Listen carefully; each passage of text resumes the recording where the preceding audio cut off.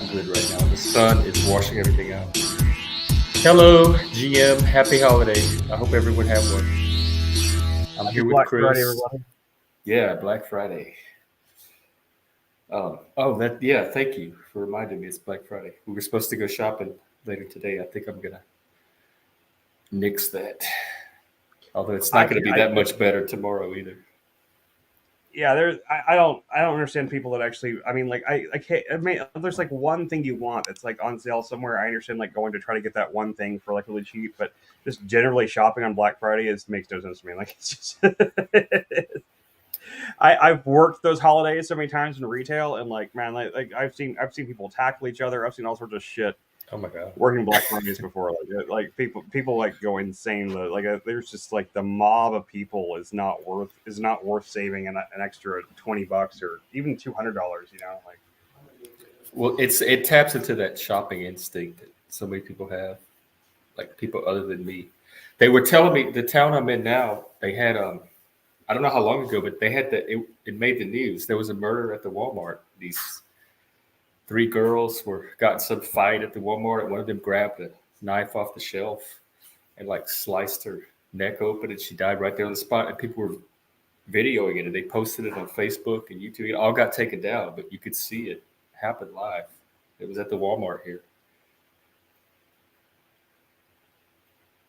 God, it's just ridiculous. I mean, of course, like violence like that's been happening more and more commonly in places like that. Not even on Black Friday, so I guess it's not as. Yeah, I've actually seen like people like getting in fights like that over like some stupid toy or some shit like that. I mean, I worked retail back in the day of like back in the days of the Furbies. Oh, I remember the Cabbage Patch Kid riots in the '80s. I'm so scarce. People were fighting over them in the stores. Yeah, I'm a little young for that one, but I was actually a child like when that happened. But like I was a teenager working retail when the Furby thing happened, and there was a sale on for Black Friday on those. And like there was a very few places that even got them at all. You know, like I think I was working both at the Great American Cookie Company and at Books a Million. I think I was working at Books a Million on Black Friday. I remember people rushing in there because like we had like a very small number of Furbies that came in. People were like fighting over them and shit. The Great American Tea Company? Cookie Company. Oh, is that the one that makes the big giant cookies? Yeah. Yeah, I remember those. And they still have them. They're still like in pretty much every mall around here anyway. There's like there's no just like an Auntie Anne's pretzel type thing. Like I love Auntie Anne. Auntie Anne. Yeah. Someone brought a box of cookies to Thanksgiving yesterday, and it was this big. Like I can't even show it all on the street. It was so big. It was gigantic. It was probably 3 or 4 feet long. Yeah. It was just a box of cookies, or it was a giant cookie? No, it was a box. They had like all these individual cookies inside. Crumbles. Oh yeah, we have one of those crumble cookie shops around here. It's a big pink box. You can eat on it. Yeah, I've seen them. Like I have this app on my phone that's called Too Good to Go or something like that, where like you can get like day old things from like bakeries and stuff like that. You can get like giant boxes of day old like donuts or cookies stuff like that. They have crumble cookies are on there all the time, and you can go there and get like a big box of cookies for like $10 or something like that. So. Is she asleep? Yeah. Oh, okay. I guess she's asleep. Yeah, we're at a different hour today, so it's not. In fact, I need to post it. Oh, turn the fan on or something in here. It's warm again. It's been fairly cool the last couple of days, but it was cold last night. We sat around the fire pit till like after midnight. It snowed in Colorado. Yeah. Oh, the Rockies will be covered when I get back. What else has been going on? How was your holiday? I've been recovering from breaking a rib. That's all. Oh, yeah. Did you make your Yeah. paella? Nope. I didn't. I haven't been able to even get up and do anything. I'm I kind of have to stay like if I like even so much as like lean on my right side, it's like it hurts. I have to kind of stay leaning on my left side, and yeah, it sucks. I like I said, I told you before, I've never broken a bone before in my whole life. Besides my teeth, I broke teeth earlier this year, and now I've broken my first bone at 42. So, And it's all from the vertigo? yep. Dang. They need to. Well, at least you're leaving a paper trail because you went to the. Yeah, I'm about to urgent go care back for too. this I'm about thing. to go back because they did not. These painkillers they gave me are not.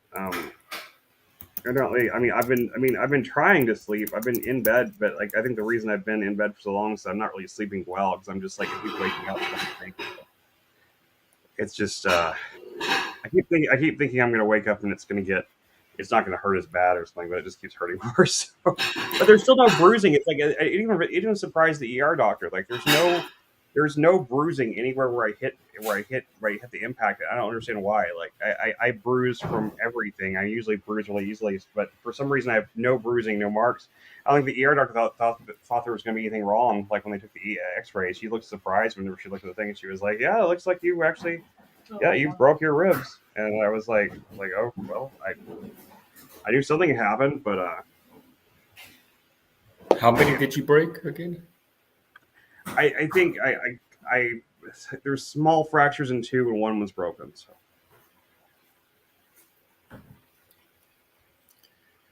Oh God.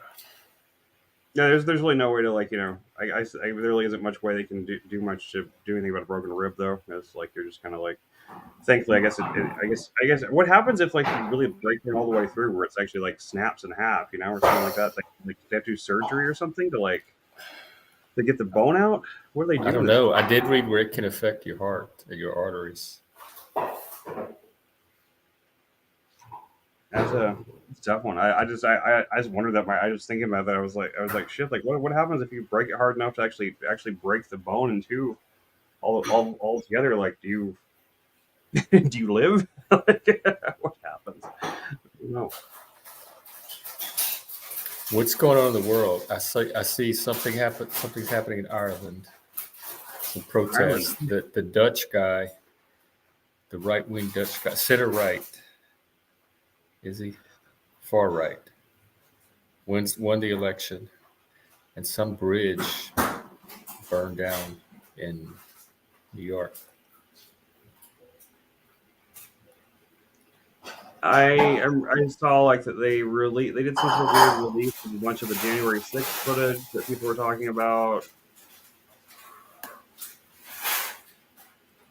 I'm looking at Twitter. and I saw it's mostly just been just like just general like holiday news. But I haven't really seen a lot of like anything new. I guess what they did they Hamas released 24 hostages. Yeah, I saw that. I think Egypt has them now. They made it to Egypt. And there's still like 200 something left.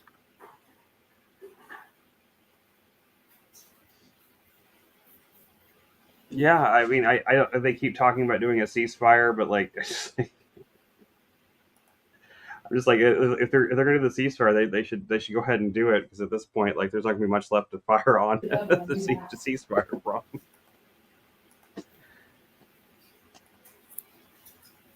Well, they didn't honor the last ceasefire. I wouldn't trust them. Yeah, I mean, that's what they like. I saw some clip of the guy on TMZ. The TMZ guy was even saying that. Like, I was like, even TMZ gets it. Like, that's not a good sign when even TMZ is like understands the basic geopolitics of something that seems like a bunch of other people can't figure out. It was so interesting at Thanksgiving yesterday. No politics came up at all. Like nothing about the world came up. It was all family gossip, family drama, local drama. And that's it. Like nobody brought up anything. It was such a respite from that. Yeah, I mean, I don't imagine mine would have been if I had gotten home. I wouldn't have been all that political. It usually hasn't been. We only really have like one like hyper political member of my family anymore, and that's one of my sisters. So I everybody think that's else is probably pretty. me. And I'm not even that. I think that's probably me in my family, and I'm not even that political. It's just Yeah, I relative. mean, I'll to talk the about relatives. politics on the streams and stuff. But I don't really talk about it much otherwise. I'll occasionally say something that makes me mad. My favorite thing to talk about is philosophy, and politics is just something to apply philosophy to. Yeah, I see that.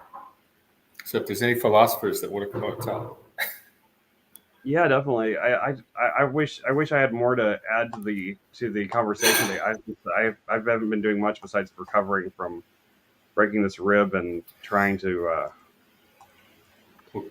to get That's what. through the days and nights. The last couple days and nights, just trying to like. I haven't even been on Discord or anything. I haven't been on Discord because like before that happened, I was like on Discord hanging out like just about every night for about a week there. Yeah, I know. And I haven't even like been up enough to even be honest. This is the longest. I mean, I've been laying. This is the most I've even been sitting up for the last few days. Is that Like, progress? You're doing yeah, exactly what you need to be doing. So keep doing it.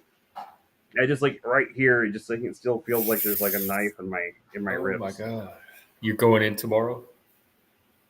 Yeah, I'm probably gonna go. I mean, if I wake up in the morning and the pain is as bad as it was this morning, I'm gonna go to the back to the quick care and just make sure I don't because like I had another coughing fit the other day, like day before yesterday. I haven't had another one, thank God. But I'm afraid like the coughing fit like might have aggravated it more, might have like cracked it further or something like that. I don't know. Oh my god! Because like I know because I've heard of people like fracturing their ribs from coughing before as it is, and like I was having like one of those really bad deep coughing fits, but I haven't had any more today or anything. But I was like last night before last or whatever it was. I guess that was like night before Thanksgiving. So yesterday I don't think I did, but I don't remember. I wasn't really conscious much yesterday though, so I don't really know. But this thing is weird. It's like some sort of weird game that doesn't like that you really win. You're supposed to make the ball rise.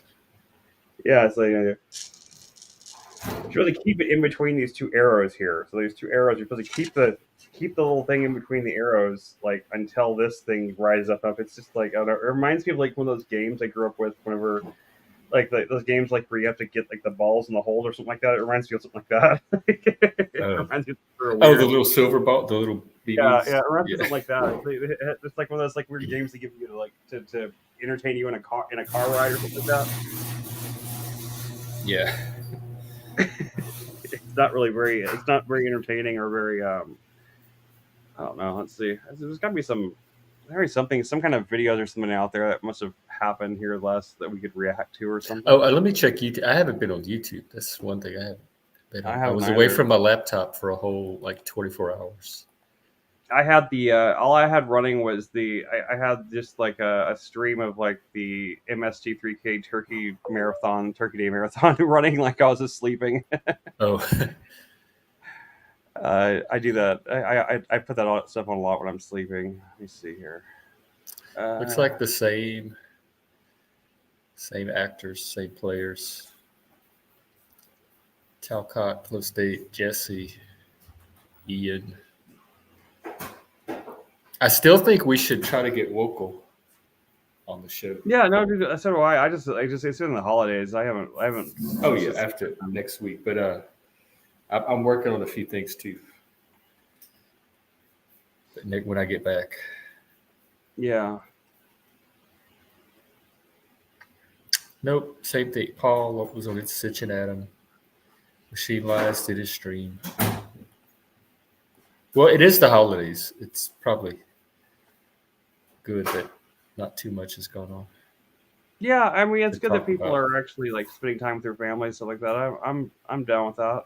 Yeah. I think it's a really positive. It's actually it seems like last year I remember like looking on YouTube like on the holidays last year and like being surprised at how many of the streamers and YouTubers that I watch stuff like for uploading new content and stuff like that on the holidays. I don't see that a lot right now. So I mean, which I remember last year thinking just like why aren't you guys like out like doing anything else? But apparently this year like people are actually heeding to that because I don't see anything really new these last couple of days. It looks like it's mostly like most of the videos that JReg put out a video that looked kind of entertaining, but it's like a minute long. I don't know. Oh, we could maybe watch it. I find him hard to watch because he's so spastic. Yeah, I know. Let me check it out. I don't follow him, so let me pull him up. It's like those used car salesmen. Come on down to the lot. You get this deal, this deal. It's too much coming at me at once. It switches too much. JReg, let's see. But the content is decent. It's the delivery, and I'm sure people could say the same thing about mine. The 108. This video is responsible for the ceasefire. Yeah, that's the only thing. Okay, let's check out Drake, folks. I have no idea what I'm getting into. Hopefully, it doesn't get my stream. If it did get his shut down, it probably won't get mine. Unless he comes at me for copyright. Here we go. Oh, Netanyahu. I used to think you were such a bad guy due to the 75 years of oppression, open air prison, and Nakbas. But you're not. This YouTube video has fixed that. And I used to think you were pretty bad yourself, Hamas. What with that thing you did? That's all rivers of blood under the bridge now that YouTuber Drag has made a video for disaffected Westerners to feel justified in their apathy. Nahom, my fellow Semite. It has allowed them to mourn this tragedy through laughter. A tragedy that is neither theirs to mourn or laugh at. I guess what the world needed more of was laughter. Yes, I am so grateful to Brother Dreg. Inshallah, he will make more timely and funny YouTube videos on youtube.com for AdSense revenue. And I'm praying to Jew God, the very same. Dreg has shown us all that just because tens of thousands have died horrifically doesn't mean we can't laugh about it. Maybe we should do another war, just so Brother Dreg has more content to post about online. Ramadan Dawn. Ramadan. I don't want to do this anymore. Ramadan Dawn. That did nothing for me. I have no idea what I just watched, and I feel stupider for watching it. I mean, the joke at the end was what I thought was funny.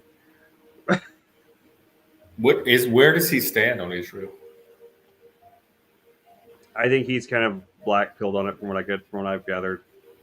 He sees both like sides. Paul and Rowan and them. Yeah. Oh. JJ McCullough. I'm not black pilled on Western democracy yet. I still think it's the best system we have, and I still think it works if people use it responsibly or effectively. Yeah. I mean, sometimes they're whiny bitches. Yeah. I think Western democracy is the best thing we have going too, but I'm not nearly as black pilled on those things as a lot of other people. I'm black pilled on this new generation that's so black pilled on it. I'm black pilled on being black pilled, basically. I'm black pilled on other people being black pilled for no reason, because they're not. Two things: they're not using their critical intelligence, and B, they're not using democracy. They're not. They've given like.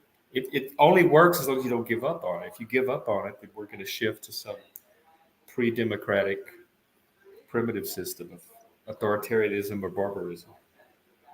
Because there's nothing post-democracy yet. So you're only going to shift backwards if you give up on it. So don't. I feel really boring today. I'm sorry. I feel like it's the post-holiday, like recovery day. I mean, I've been in that mode just from my ribs. So like, I don't even have a holiday to recover from. I'm just recovering from injury, I guess. So it makes me feel like my brain feels like dulled. I think from the fact that because my body's probably like spending so much of its resources trying to heal, I guess, you know. You want to go rest? I mean, I'm down to say. I just don't have anything to say. I just feel stupid. I feel like I just feel dumb right now. I feel like I don't have anything to. I did have something to show. But I took some videos yesterday. I'm in the process of uploading them, so I might have some footage later. Oh, cool. But I do have one little thing I can show now if I can find it.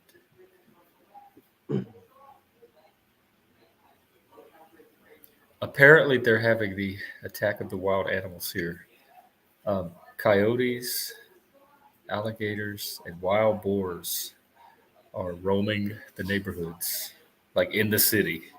They keep building new subdivisions and developments, and they have to tear down existing trees, like little clumps of trees, and it's all the animals are being displaced and driven out into the city. They're eating people's cats. Yeah. Like this is like in the residential neighborhoods. People have to keep their cats inside at night. And From I have a gators. video that a relative took. They live in a pretty nice subdivision, like in the city, or kind of on the edge of the city. I should see some alligators in Florida and live there, but that's like one. I saw one today, but it was in the. I took a video of it, but you can't really see it. It was in this ditch by the side of the road, and the ditch was covered in duckweed. It's that green, slimy stuff that floats on the surface of the water. And the alligator, you could barely see it because it was also covered in duckweed. But when we backed the truck up to get a closer look, it submerged itself, so you can just see just the outline of its back. Those things are terrifying to me. They had some where I was yesterday, but we didn't see any. I tried to find some. Let's see. Okay, let me. No, nope. Come back. Back. All right, let me try to share it. Let's see if it works. He was coming home one night into his little neighborhood, and he found this. Oh, hang on. Window. Is it showing up? Yeah, that's fine. Yeah, it's fine. Well, it's covering. There. It's covering the play button. Okay, there it goes. Oh, it's a little tiny one. Oh, it's a little baby one. Yeah, they have them. People said they have them on the golf courses. They have them. There was one by the interstate that went viral earlier this year. I'll play it one more time. Oh, And, he's cute. Too bad They had like too bad a he's gonna turn big into a giant one. Yeah, too bad he's gonna turn into a giant monster. The casinos are kind of built out by the marsh, and they say they have them wandering around the casinos. I mean, not the casinos, but the golf course by the casino. And There was some cartoon I remember like that had like where a character had like a pet alligator or something like that. I can't remember. Oh, it's a video game. It was this Far Cry 6 has a like I didn't really play that game very much, but like Lindsay loved loved to watch me play it when I was playing it because like you could have like a pet crocodile or a pet alligator or crocodile or something like that that would like attack people for you. You could like direct the crocodile to attack people and stuff like that, and it was like it was called it was an alligator or a crocodile called El Guapo. what game was this? Far Cry 6. Oh, It's just like a shooting game, you know. It's nothing special. I didn't play it for very long. I played it for a little while and got bored of it. But yeah, you could have like a pet alligator in it that would like go around like and help you attack and kill people and stuff like that. And it was Lindsay thought that was really funny. But it was like a big alligator though. I remember there were some cartoonists that were some character had like a pet, like a tiny little pet alligator that like would follow him around. I can't remember what it was, but this is one from 7 months ago. Dear This God. is by the interstate. It stopped traffic. Oh. God, it's like a dinosaur for real, right? Yeah, so this is what's walking around here. There's also wild boars and coyotes. Wild boars are really scary, man. Damn. Like wild boars might be scary. That thing is massive. Dear God, look at the size of it compared to the. Oh wait, is this? Can you hear the voice? Is there a voice talking? No, I can't hear the voice. No, I need to find the version because there's this black girl that took the video and she's making comments the whole time, and it's hilarious. Why? I'm trying to. That's the one I thought I was playing.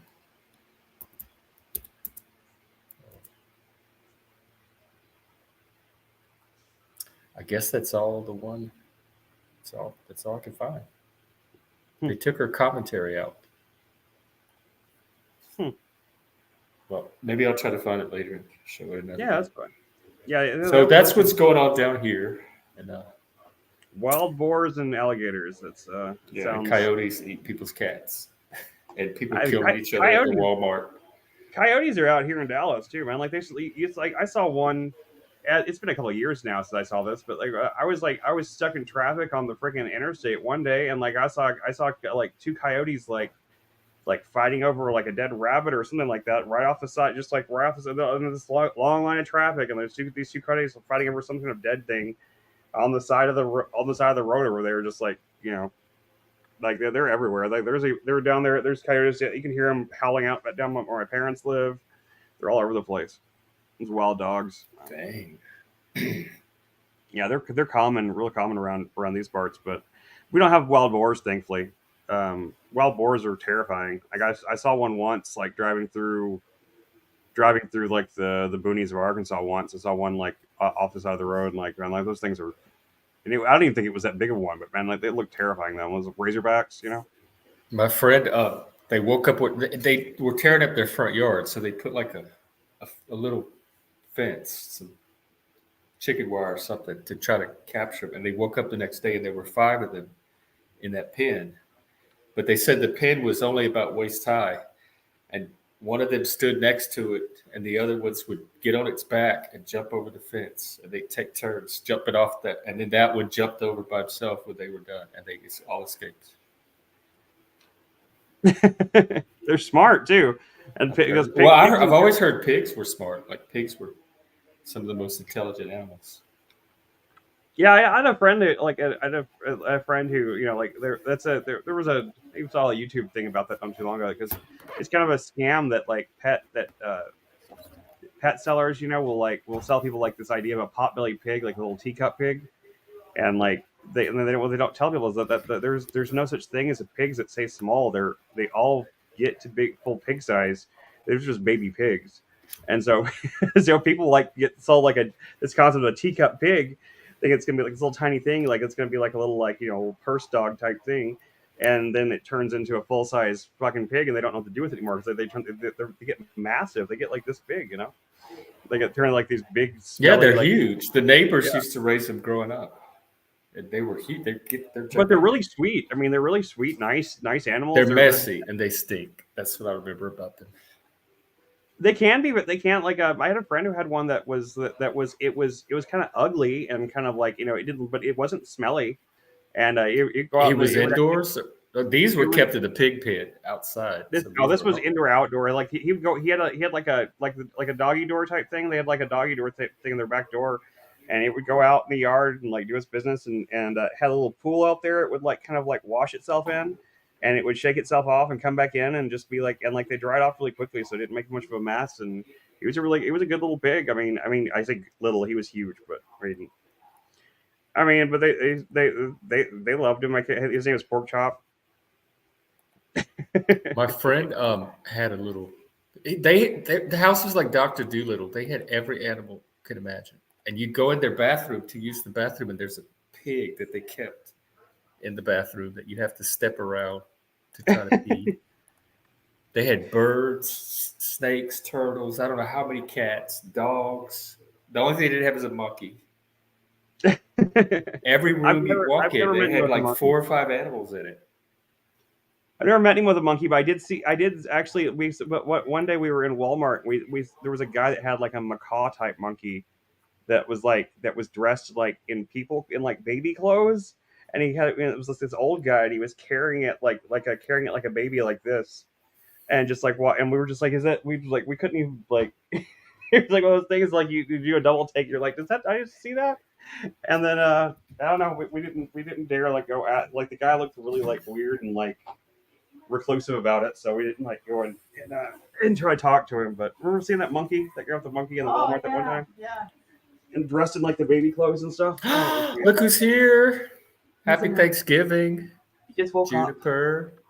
up. Juniper. I'm trying. The sun is going down, and it's fucking up the lighting. And You look fine, man. No, I look crawfish red, and I'm trying to do something about it. Hey, Juniper. Hi. Good Aw, good afternoon. Happy Friday. I just woke up. I'm shy. Happy Friday. She's gonna want her bottle soon. Yeah, probably so. Juniper. See if But I not want my before the picture. YouTube. Not before get some YouTube time. She's See gonna if I just want- like that's what I do. I wake up, I turn on the computer, I check everything, and then I get out of bed and feed myself. Do all the rest of the stuff. Yeah, I check my phone usually before I even get out of bed. Usually, Yeah, I have all that right next to me when I wake up. Yep. She's been frustrated with mom and daddy because like her mom is not feeling that good and her daddy can't do much. So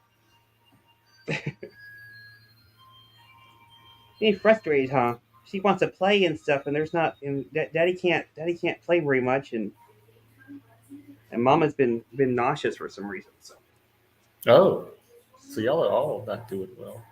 I don't. I mean, Lindsay's still. They just changed one of her medications. She's just getting just medication. Look at you.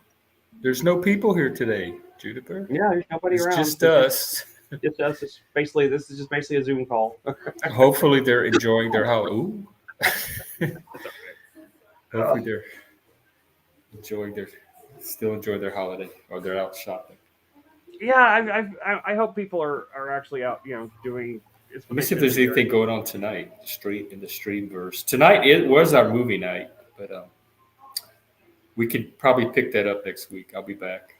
Yeah, I'm not gonna worry about. I just don't think anybody's gonna be around unless Emerald wants to or something like that. I mean, Yeah, she does. We talked about Ordinary People because she hasn't seen it yet. It's one of my favorite mental health movies. And I think Mary Tyler Moore does one of the best portrayals of a narcissist that I've ever seen on film. I don't know that I've actually ever seen that movie before. Really? I know about it. From I know 1980? Oh, it's super good. Yeah. The acting is so good. It's Robert Redford, I think. Yeah, I remember. I know it's like I know it won a bunch of awards and stuff like that, but I never. Yeah, Timothy Hutton got his start there. He plays the kid, the son, and it's. I think that's where he got his start. He does a good job, and then Donald Sutherland's the dad, who's actually the hero of the movie.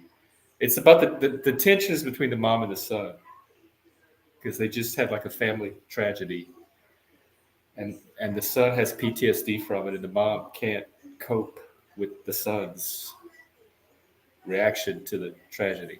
It's like a typical narcissist. She can't cope with having a mentally ill son.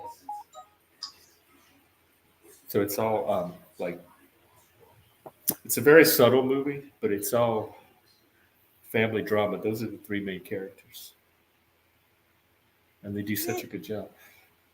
Night before I went to the ER or the whatever day that was, day before Thanksgiving, I guess. Like whenever I went to the hospital, I watched that night before I was on the Discord there. I was watching Oppenheimer. Oh, and I watched. Nobody was on this. Everybody's been doing family stuff because like nobody even like there wasn't even any activity in the Discord period that people were posting or anything. I just had it running. Since I was playing, I just had it just in case I wanted to stop in. But I watched Oppenheimer and I watched the other one I watched, The Killer with Michael Fassbender. It was all right. How was Oppenheimer? It's okay. I don't know. I mean, I don't think the story of Oppenheimer is as interesting as I think a lot of other people do. It's kind of interesting. There's some interesting parts to it, but I don't know. I found a lot of it felt like it was a ringing drama from things that didn't really feel that dramatic to me. I don't know. I mean, some of it is dramatic, but like, I don't know, I thought it was kind of underwhelming to be honest. Like, I did not feel like I missed anything out by not seeing it in theaters because like it doesn't really have anything that's all that theatrical about it. It feels kind of like a really talky TV drama for the most part. Was it an hour too long? I guess. I mean, by the end of it, I was half out of it. I was mostly awake because I was in pain. So I was just like, I was actually trying to put myself to sleep, but I couldn't. It didn't actually. It didn't. It was. So was it. It was. It wasn't boring in a way that could put me asleep, but I just didn't. I didn't understand what all the hype was about. Really, it was. It wasn't bad though. I mean, I wouldn't. I would by no means would I call it a bad movie. It's just. It just wasn't like anything amazing. You know, it just wasn't anything. Barbie was better. Yeah, of the two of them, I would definitely say Barbie had the more had a lot more to say about Barbie, a lot more to think about with Barbie, a lot more. There's a lot more to just overall like kind of like. I don't know. I like Oppenheimer. Like I kind of like whenever I heard that Nolan was doing that movie about it, I was kind of like, well, what makes him so interesting to make a movie about? Except except the whole inventing the atomic bomb thing and all that stuff like that. He didn't invent it himself, though. I mean, he was just like kind of ran. He was like the project manager of Los Alamos. That's mainly what he did. You know, he was just like he was like it's like making a movie about the guy who managed the people who made the thing. I don't know. It's just like it's kind of a weird. It's like he didn't really do that much of it. He just kind of like he managed the team. Like it was just it's a weird kind of like thing to make a movie about. I think. I know there's some good performances in it from like Robert Downey Jr. and Matt Damon. Both had some interesting performances. Although I still find it hard to take Matt Damon seriously as like he plays like this like hardened like military veteran, and I found it's kind of hard to take seriously like that. But Oh, look who's here. oh, hi, Liberty. Chris said there was a comment that you had left, but we can't find it about American imperialism. He left a comment in the live chat earlier. I guess you deleted it or something, or it got deleted somehow. I don't know, but I saw it on there whenever I still thought we're gonna stream it today. I was thinking about my favorite board game is Cosmic Encounter, and you're an alien race, and you each have a star system, and you're trying to get bases in other players' systems and colonize their system. And it had me thinking like the whole game is imperialism and colonization, and it's so much fun. And it had me, but I didn't realize it until like to yesterday, whenever I was thinking about it. That my entire favorite board game is a colonizing board game. The goal is imperialism to win, and so many games are. Well, yeah, Risk is like that. So it's like there's like a bunch of those games. A bunch of any kind of war game is usually more or less about like some kind of imperialist type of thing. So if there's going to be imperialism and colonization, I want my side to be the one winning it. He said he loves those games. So. I'm pro U.S. I don't want any other country besides the U.S. to gain the edge in that. That's what I have a friend that's very black-pilled in the U.S. and I asked him, well, what other country would you want to live in? And he said right away, nowhere. Like, so they're gonna criticize the U.S., but there's not a single country, and he didn't hesitate, that they would prefer to be in besides the U.S. So shut the fuck up. Actually, don't, because you have the right to express and critique. That's what they like about America. A 50. Oh yeah, is that Are you talking about the 4X? Warhammer. 40K. Okay. Space Pirates. Space Marines. I'm definitely not that. My roommate's a BattleTech nerd, and I've played a few times with him. And talk about nerd. You have to be a nerd to enjoy that game. There's so many layers and layers of statistics and damage that you have to calculate. The only Warhammer stuff I know is like I played a couple of the video games. I played a couple of video games a long time ago, but I've never played Warhammer like seriously or anything like that. I've known people that were really into it and stuff, and people even Paul was talking about it on one of his streams about. Oh yeah, Paul's a Warhammer nerd. Yeah. Painting. Oh yeah, I used to paint. They had the D&D miniatures growing up that I used to attempt to paint. I was not that very good at. They were the metal ones. I used to do that for the boys. They would have their game parties, and I would just go and like paint their figurines for them. Oh, while they were playing? Yeah. Oh, cool. I have 6,000. None of them wanted to paint their own figurines, so that's what I did. Yeah, 6,000 points of space fascists. Okay. I don't understand I don't understand. I mean, I don't mean it like I don't get it. I mean, I literally do not understand how any of the board gaming stuff works. I really don't. I don't. So I guess like you can like you're as powerful as the figures you buy are. Is that how it works? Like Kind of. you're just like, so like if you want to beat somebody, you just have to outspend them. Is that really how? Is it really just pay to win? Kind of like, isn't that what people hate about video games these days when they're like pay to win? I don't know. I'm confused about that. Like, because I used to just be a bunch of people that were into this game called Hero Clicks, and that's what. But they all yeah. and they were really into that. And but then they all stopped playing it when they realized that that they went to some tournaments and they all got beaten by people who just bought more expensive figures than they did. So I was like, yeah, that does kind of suck. But like, had you not know that before? If you knew you could like buy, I've never played games where the success or the mechanic was tied to the type of miniature you bring to it. I just thought. I mean, I don't know. Cool I mean, I little don't. side. I'm really asking because I don't understand it. I'm not trying to criticize it. I just don't understand it. I don't understand how it's supposed to work. So it just bewilders me. It's the same. I mean, but it seems like it's something that it seems like it requires a lot of money to get into it. Regardless, like it's a nerd hobby, a geek hobby. I've never had the upper middle class enough money to be a true nerd. I've never been able to afford getting into comics. I've never been able to afford getting into. Oh, I didn't realize he was backstage.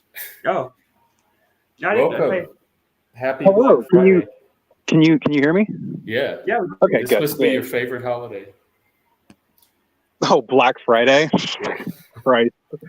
You know, I used to like genuinely love Black Friday because you used to genuinely be able to like get things for cheap, but like, I don't know. Now I like see the deals and they're like bad for less good quality things. Yeah, I haven't like I'm the only time I have participated in Black Friday to actually go buy something was a few years back when I got like I actually because there was a good deal on like there was some really good deal for getting like a PS4 or something like that years back and like at GameStop and I went and did that. That's like the only time I've ever actually gone and got. But other than that, I've always worked on Black Fridays or like this year I'm not working. This last couple years I've been working, but I wouldn't go because I wouldn't have any money anyway. Yeah, no. Same. That was like as soon as I became an adult, I just stopped going to Black. I still would go with like my mom, but like I wouldn't buy very much because it's like Amazon's a zoo. oh god, I am so sick of seeing Amazon packages. Yeah, we worked there for 4 years. I worked through 6. Lindsay worked through about 4. Oh, you work there too, Lindsay? Oh yeah. Opposite departments of him. Did you ever get your Meow Wolf application in? I have my resume all typed up and ready to do it. So I'm just waiting until the Black Friday stuff goes away because they're not going to look at it until Monday anyway. That's true. Your application can get buried under other applications. You know, it's better to kind of have it like. So I'm going to put it in Monday morning. Yeah, it's better to time applications. That's something that I've always found is like when I time my applications right to like when people would like actually start looking at them, and that's when I send them. They like I get more calls back. Yep. I'm trying to get a job at Meow Wolf. Meowl? Meow Wolf. It's like an art. It's a permanent art installation. You'd like it. They kind of started out as an anarchic art collective. Yeah. And now they're like $1 billion industry. Yeah. They made capitalism work for them. Capitalism swallows everything. There's another one it here made it cooler. So I'm gonna apply for that one too. I do want to say, while I was being a little blasé about calling Warhammer about space fascists, it is, but that's like the point. It's like it's supposed to be satirical. I know it's explicitly, Yeah, I know it is supposed to be satirical, but Yeah, I don't know. I don't know much. I don't know much about the other video games. I only played like I played like the one that was like 40K Space Marine. Yeah, that one was really good. I loved that one. Yeah. That one was sick. And I tried to play one of the more strategy oriented ones, but like I couldn't. I don't know because I like some strategy RPGs. But it was too complicated for me. At the time. Was it Dawn of War or was it Total War? One of those two. I can't remember. It was years and years ago, man. It was. Oh, then it was Dawn of War, because Total War, the Total War Warhammer games are more of a recent thing, like within the last like 10 or 12 years. Dawn of War came out in like 2006 or 7. That sounds. Yeah. And Dawn of War is a fantastic game. I love that. I love the hell out of that game. And that's 40K though. A lot of the newer video games that they're making revolve around Warhammer Fantasy, which is fine. That Warhammer Fantasy to me is not as fun as 40K, because like 40K is like, I don't know, it's just more over the top. I don't know much about it, to be honest, but it's. I mean, it's always like I've gone on some of those model shops, some of the hobby shops that like sell that stuff before, and I've just been like, I've looked at the prices on like just getting started on it and stuff like that. Yeah. I'm just been like, it's because they've done like I always think the same thing every time I hear people talking about guns. I'm like, it's like I'm not even against guns, but I can't afford a gun. How are you guys afford it? Yeah, no, I like over half of my army isn't like Games Workshop models. Over half of my army is either 3D printed or like third-party stuff that I got for like way cheaper, because it's way too expensive. Or it's stuff that I traded in some of my nerd stuff to the nerds shop so that I could use that credit to then get Warhammer nerd stuff. How much do you have so far? Oh God, I mean. So 6,000 points, it doesn't really tell you how many models. Like 6,000 points of my army, Imperial Guard, is going to be a lot more models than like 6,000 points of, I don't know, Custodes, which is like 6,000 points of Custodes would be like 5 models. But like for me, 6,000 points is like 10 heavy tanks, a super heavy tank, 5 or 6 light tanks, something like 300 infantry models, with like a bunch of other various, utility guys. Yeah, like it's a lot.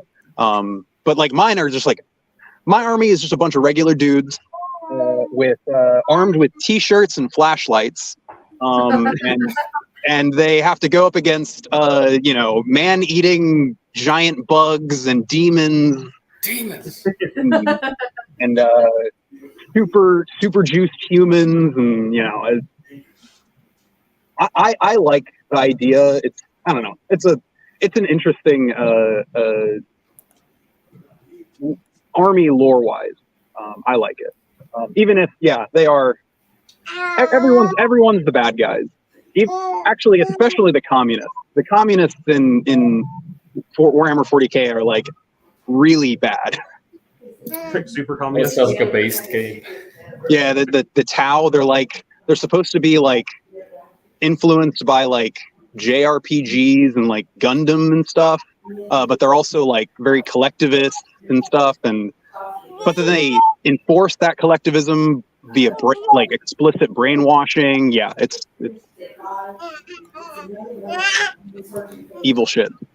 Honestly, the only like good faction in 40K is orcs, because orcs are just looking they just want to have a good time to fight. They don't care about ideology or race or xenos or whatever. They're just like, good fight. We have a good fight. That's their whole thing. Yeah, I can relate to the orcs. Yeah, I love the orcs. They're fun. They're also in 40K, orcs are like spore people. They're like born from spores. Like for mushrooms? Yeah, they're like mushroom people. Yeah. It's actually part of the reason as to why they're so terrifying is because even if like just one spore on a planet survives, then there will be another green wave of attack on that planet. Warhammer 40K is grimdark for a reason. It's kind of not really exactly related, but like I was listening to LCD Sound System the other day, And I was listening to the song "Dance Yourself Clean." I never like knew the lyrics to that song, and one of the lyrics of the song is that you're smashing Marxism to pieces. You're smashing those ideas into pieces. And I was like, what the hell is like? That's the lyrics. Yeah, I'll tell you, sounds of the song "Dance Yourself Clean" is like one of the lines is about how you're smashing Marxism, and I was just like, really? I couldn't believe that the lyrics to that song. I would have thought James Murphy would have been kind of woke or something. I didn't know he was like. I mean, for what it's worth, it's not exactly woke to like communism or to like Marxism, I guess. Just I don't know. People don't understand what Marxism is, so when they say like, "Oh, yay, smash Marxism," it's like I don't think people know what they're talking about. Well, good thing you're here to explain it to us. What is Marxism? All right.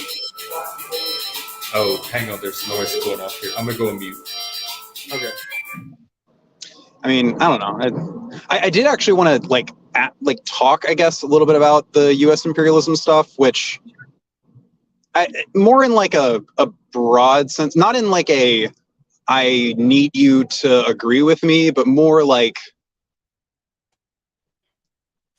the U.S. is imperialist. Yes, and I think that's a good thing. Well, I mean, it's a potentially good thing.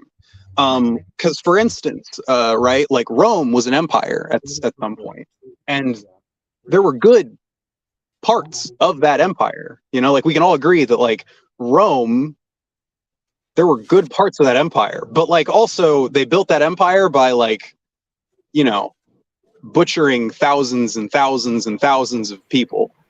But so did every other group that conquered territory, including the indigenous people that everybody idolizes, innocent primitives. Yeah. No. I mean, like the history of humans is bloody, and so I don't think we're an exception. No. We're not. Well, it better than we are a bit of an exception because there has never been a singular institution with the power and reach that the modern American empire has. We are unique in that capacity, and we're also. I would say that our imperialism has shifted to a sort of unique variant. You know, we don't usually do a whole lot of hard imperialism anymore. We don't like go and invade other countries. We either pay people to do that, or we invade them economically and then make them dependent on us, which is still bad. Like Again, that's still bad imperialism, but you know, it's not killing tens of thousands of people at least. I mean, but at the same time, we're not actually trying to conquer any other. I guess we do like soft power conquering now, don't we? I mean, it's kind of like but I mean, soft power conquering is still conquering. Like it's not like I understand the idea of like, oh, I don't want to like are we the baddies? And like, I mean, a little bit. We're a little bit the bad. We're not the good guys. Who are we conquering right now? I mean, it's a long list of places where we have right now exercised. Who are we conquering? Well, I mean, we're leaving China alone. We're leaving Israel. We're leaving Taiwan alone. We're leaving Ukraine alone. Who are we conquering? What? I guess I don't. Okay, so imperialism doesn't just have to do with like conquer. It has to do with power and influence primarily. And the way you do that is kind of, it doesn't matter because like the end goal is that a country has influence over a group of people that they wouldn't otherwise have if they weren't trying to subvert the will of the people who live there, right? So like, for instance, the CIA, right? Obviously the CIA doesn't do the same things that it used to. However, for a lot of its history, the CIA did bad shit. Can we all agree there? Like the CIA did a lot of bad shit. I would need specifics. I'm not gonna say. Coups. I'm not gonna say no. They cooed a lot of democratically elected leaders. We have another problem though.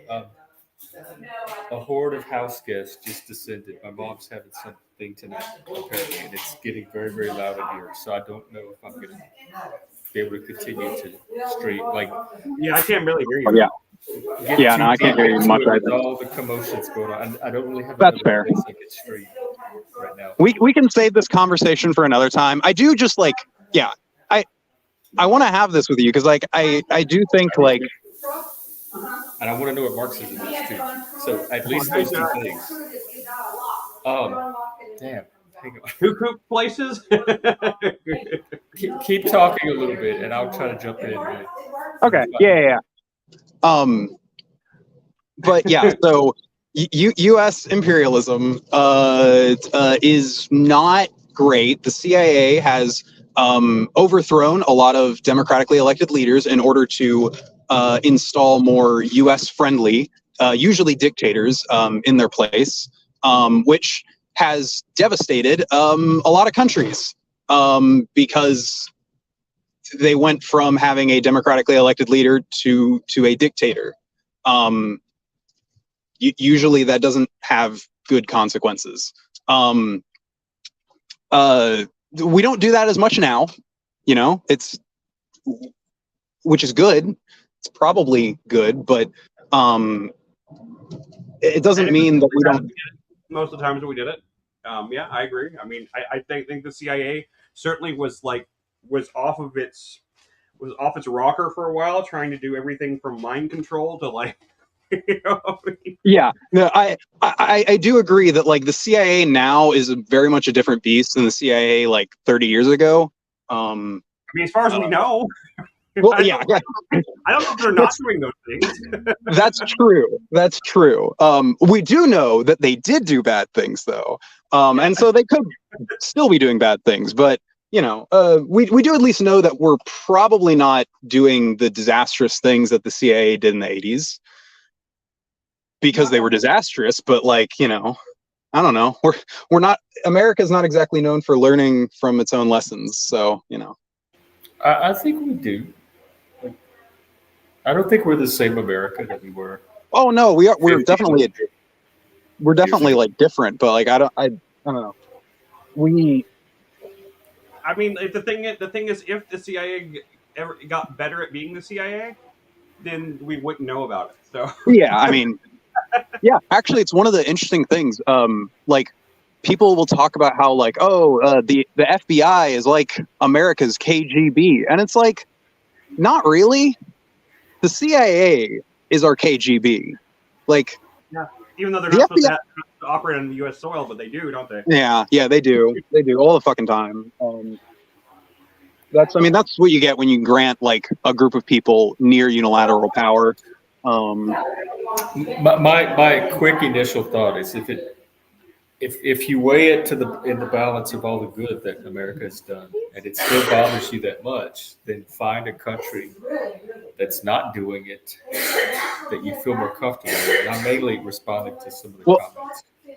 For what it's worth, the reason why most other countries don't do what the United States' CIA does is because they don't have the power that the United States CIA does.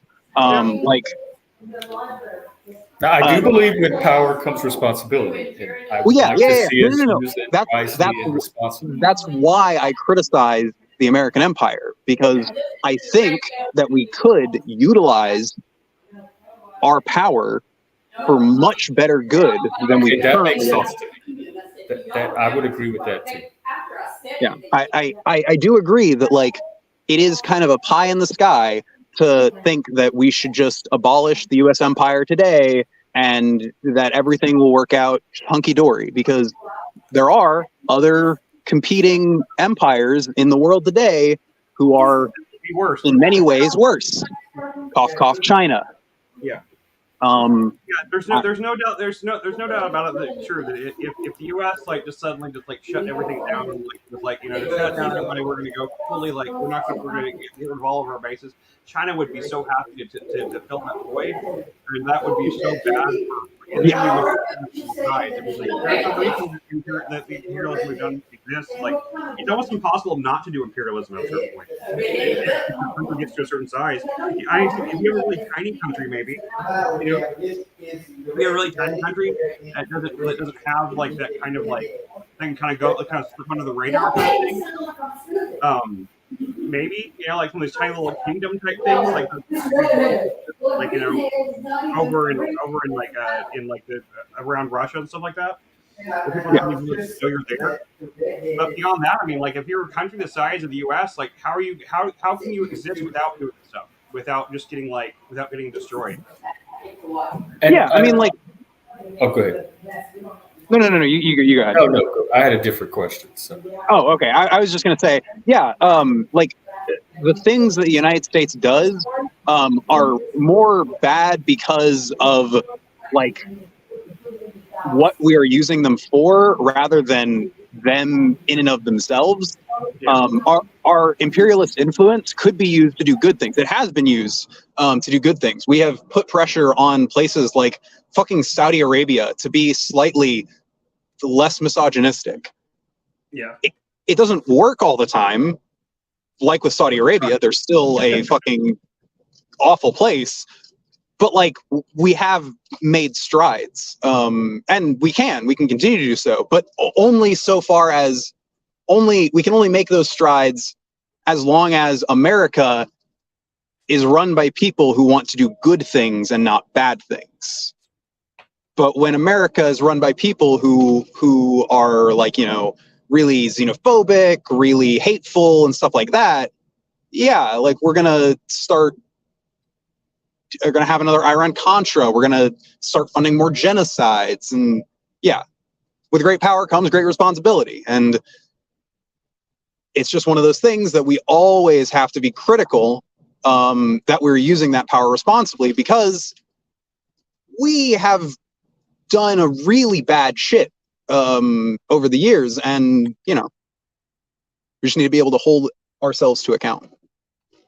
Okay, along those lines, I'm going to try to ask this one question, and I know there's background noise, and then we can pick it up from this point. Yeah, you're fine. Is your critique of America? I know you're a Marxist or anti-capitalist or something. So I'm gonna. Is your problem? Is your larger critique one of capitalism in America is just an instance of that, or are you still pro-America and it's the capitalistic elements of America that you're critiquing, and you're trying to reform America into something not capitalistic? And you don't have to answer today, but I just want to get the question. No, I can. And in fact, I can actually expand on it too, because while I do want America to be better and not capitalist, I also understand that the destruction of capitalism will not happen in a single country. It can't happen in just a single country. Capitalism is such a global phenomenon at this point that the only way to like fully dismantle it, to actually create a free society, a society like free of the oppression of the bourgeois class, of the capital class, is to annihilate capitalism worldwide. That we're not going to annihilate capitalism in America. So you still have an issue with America, even despite just because of the capitalism. Well, I mean, but that's a problem that I have with the whole world, not just America. So if we solve the imperialism, the capitalism would still be agreed. Well, but like that's a different. Okay. I'm gonna. The conversation is getting good, so I don't want to end it if I don't have to. I'm gonna let the three of you talk, and I'm gonna stay on mute, and I'll pop in every now and then if I see an opportunity. Yeah, that's fair.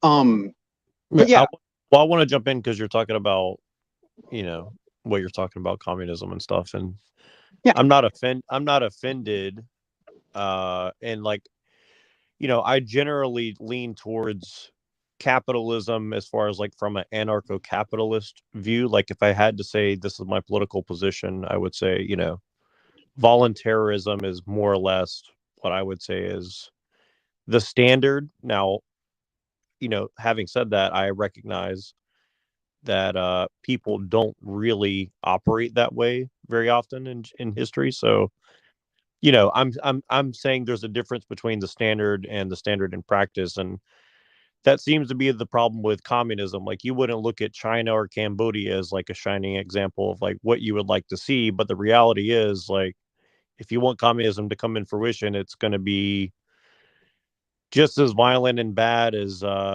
you know imperialism has been. And the thing is the way things are now, it's an easy sell to people because they say, well, bad shit happens, but my life is convenient even though I have to work relatively hard, but at least I'm not in a cave mining coal all day, or I'm not whatever. And again, like this is not, I don't take what you said personal. I'm just trying to flesh out what you're talking about. Yeah, and I mean, are you talking about like if we had like we can't like have a communist revolution right now? If that's I don't think. In No, fact, I think.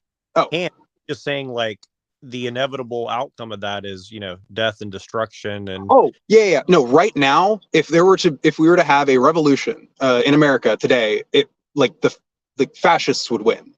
That's just undeniable. But winning. But my point is, did the Chinese communists win? Did the Cambodian communists win? I mean, did they actually win, or like it's hard to say. Like, I mean, did they achieve communism? No. Did they defeat their political rivals? Yes. But like they didn't do what they set out to do, or at least they didn't do what they alleged to set out to do. Here's a better question for you. And again, like this is not personal at all, and I say that because it will get contentious, but it's not on purpose. Oh, it definitely will. Yeah. It's not like I'm not coming at this in a contentious way, but let me ask you this: who do you think is the orchestrator of this general progressivism that we've been experiencing, let's just say since the European Enlightenment? I'm sure it goes back further than that, but let's just take it from there forward. Like, who do you think is the primary driver of such things? As in like an individual, a institution, group of people?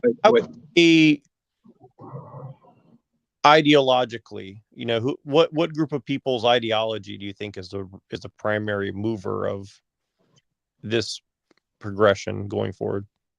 I mean, there is okay. So if you're talking about like,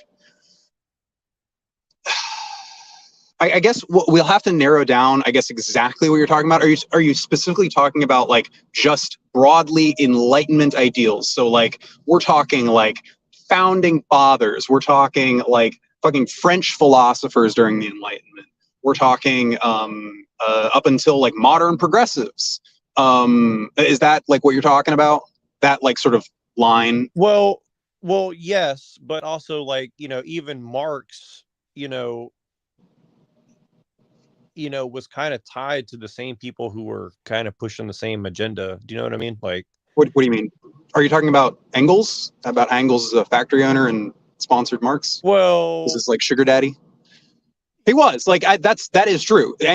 Engels was a factory owner, and he basically was Marx's sugar daddy. He was a class trader, was what the description is. He actively worked against the interests of his own class. Is that what are you saying? Like, yeah. Well, let me try to say what I'm trying to get at and see. Yeah. Throughout we don't have to tiptoe. I would argue that whatever you think about Christianity or Judaism or Islam, let's just take the three major and exclude the East for now, not because they're sure, yeah. We're going to talk about the sort of Abrahamic religions. Yeah, I got you. Yeah, but not because they're irrelevant. They do matter, but I think that it's fair to say that the system that we live in now is primarily as far as we can tell, a European phenomenon. Is that fair to say? Like liberal democracy. Uh, Liberal democracies did develop primarily in Europe. Yeah. yeah. I mean, they're not overall- just in Europe, but yeah, they did primarily. Yeah. The modern conception of a liberal democracy comes from European. Yeah, and overarching, capitalism and just general progress as a good. You know what I mean? Like, Ooh, now you're okay. You did rope progress in as like a European thing, which I don't necessarily agree with. okay. Well, Like progress has happened in Europe, but that's not a. Well, I mean, primarily technological progress. Not even sure that you could actually even call that just Western. Like, I mean, maybe if you're talking like 300 plus years ago, but who's inventing all the technology that we rely on today? I mean, it's workers. It's European people essentially. What? It's basically European. Can you give me some examples and proofs that demonstrate that point? Because that is, I believe, reductionist to the point of being incorrect. So if you could clarify what you mean by that, that would be good. Sure. So, GPS satellite. I see. Okay. So this is this. Okay. I see where you're going. This is the fucking. And by the way, this is white supremacy, man. White people don't. White people aren't the only people who invent shit. Look, I'm not saying that I agree with it. I'm just stating what is all. Oh, no. As in, like, yeah. Well, a lot of innovation happens in Europe because that's where the vast majority of the world's wealth is. Yeah. Okay. Right. But that is a more of a new phenomenon that has happened because of American and British imperialism. Look, and I'll tell you why I have a problem with white supremacy. Uh-huh. You go back far enough into Europe. Europe wanted nothing to do with the Roman Empire. They wanted nothing to do with Christianity. They wanted nothing to do with progressivism. I mean, you know what I mean? Like, in my opinion. Well, I don't know what you mean. You're talking in broad strokes on large portions of history, and you're brushing over so much nuance that you are. Well, I'm trying to get to the meat of the philosophy that you're talking about, because okay. So my philosophy. Do you think that well, here's my question, and then please say everything you want. But here's the point I'm trying to get. Do you think that communism would stop technological progress, or do you think that they would just continue on with it? And do you think that matters at all? Yeah, I mean, because progress isn't a progress didn't happen because of capitalism. So let's understand that progress did not happen solely because of capitalism's existence. Because of it or not, it is the engine that is being used currently, correct? Yes, but just because it's the engine that is currently being used, A, does not mean that it's the best engine that could be used, and B, it's also not the most moral engine that could be used. Like, I mean, we could have a system by which, under which we have an orphan crushing machine that produces energy. Slavery was pretty efficient for producing things. You gotta give it credit. Yeah, no, it definitely was. So you're saying that morality is your primary concern? Is that correct? Not well. Let me think about this for a second. How I want to answer this, because the initial answer is morality isn't not a concern. It is a concern. Again, you can go back to the slavery example. I am against slavery based on moral reasons, not efficiency reasons. Even if slavery was 100,000 times more efficient than not using slavery, I still would be anti-slavery on moral grounds. Me too, by the way. No. I think I would hope that everyone in this call would also be against slavery, no matter how efficient it was. the idea of owning another human being is immoral. It has always been immoral. People 5,000 years ago, it was immoral, even if they didn't think it was. But you would admit that most regimes of communism have basically been like, forms of slavery over the.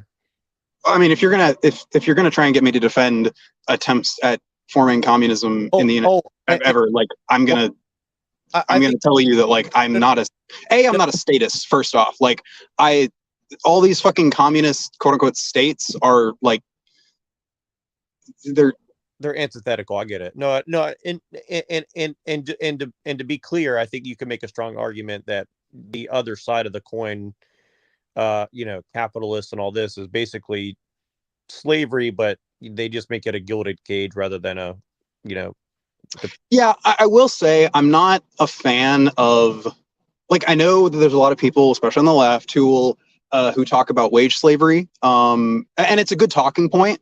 I think it's actually a great talking point. It's just, I do think that, again, it's one of those, it loses so much nuance that I think it is incorrect.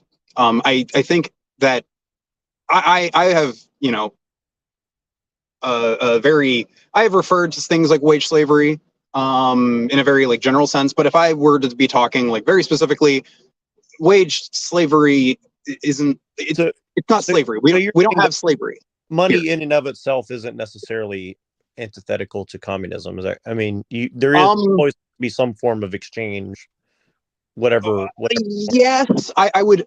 Okay, so this is where we get into weird things. So money is made up, first off. Like, we all agree that money is, we made that fucking shit up. Yeah, it's based on confidence, which I think is, in my opinion, that's a real problem, and I think it's and that's the reason why I'm being vague. It's not because I'm trying to do that on purpose to get a gotcha, but the fact that so many people just take money for granted when it's literally based on, well, if you believe it. I mean, that's why I think that this whole crypto stuff is just, it's just another way of tricking people into another form of slavery while thinking, speculative based economy is just more free. It's like, well, not if you have inside knowledge of every industry. Okay, so we might actually not even be that too off, even though you describe yourself as an ANCAP, which I'm just saying, like, as far as everything that I've ever studied, I would just defer, like, if you pushed me and said, okay, what's your political position, I would just say, well, in general, I think people should have freedom of association and not have to comply with stuff that's immoral just to survive as a human being, right? Like, I think some communists would say the same thing, and that's where I would say, okay, well, if that's your version of communism, well, now we're on. And I mean, I guess we were talking about communism a lot, and I again, it's one of those things that I use it mostly because if I use other terms, people will either get tripped up or stuff. So, like, I do call myself a communist. However, I do that more so out of it just being convenient. Because I, for instance, not a huge fan of the Communist Party of China. I know, shocker. Don't like them. And that's because I'm an anarchist. So, right. And that's the thing. Exactly. And I think that's the thing is, like, people get caught up on the terms too much because, like, like when I say I'm an anarchist, more or less, people say, oh, well, that means that you don't like law and order. It's like, no, what I'm saying is we need to have a very specific definition of what law and order is, and it has to start with an individual's bodily autonomy. If we can't start there, then we can't really go anywhere from there. You know what I mean? Yeah, and you would when you say anarchism, are you like talking about like being like anti-arbitrary hierarchies, that kind of thing, like that?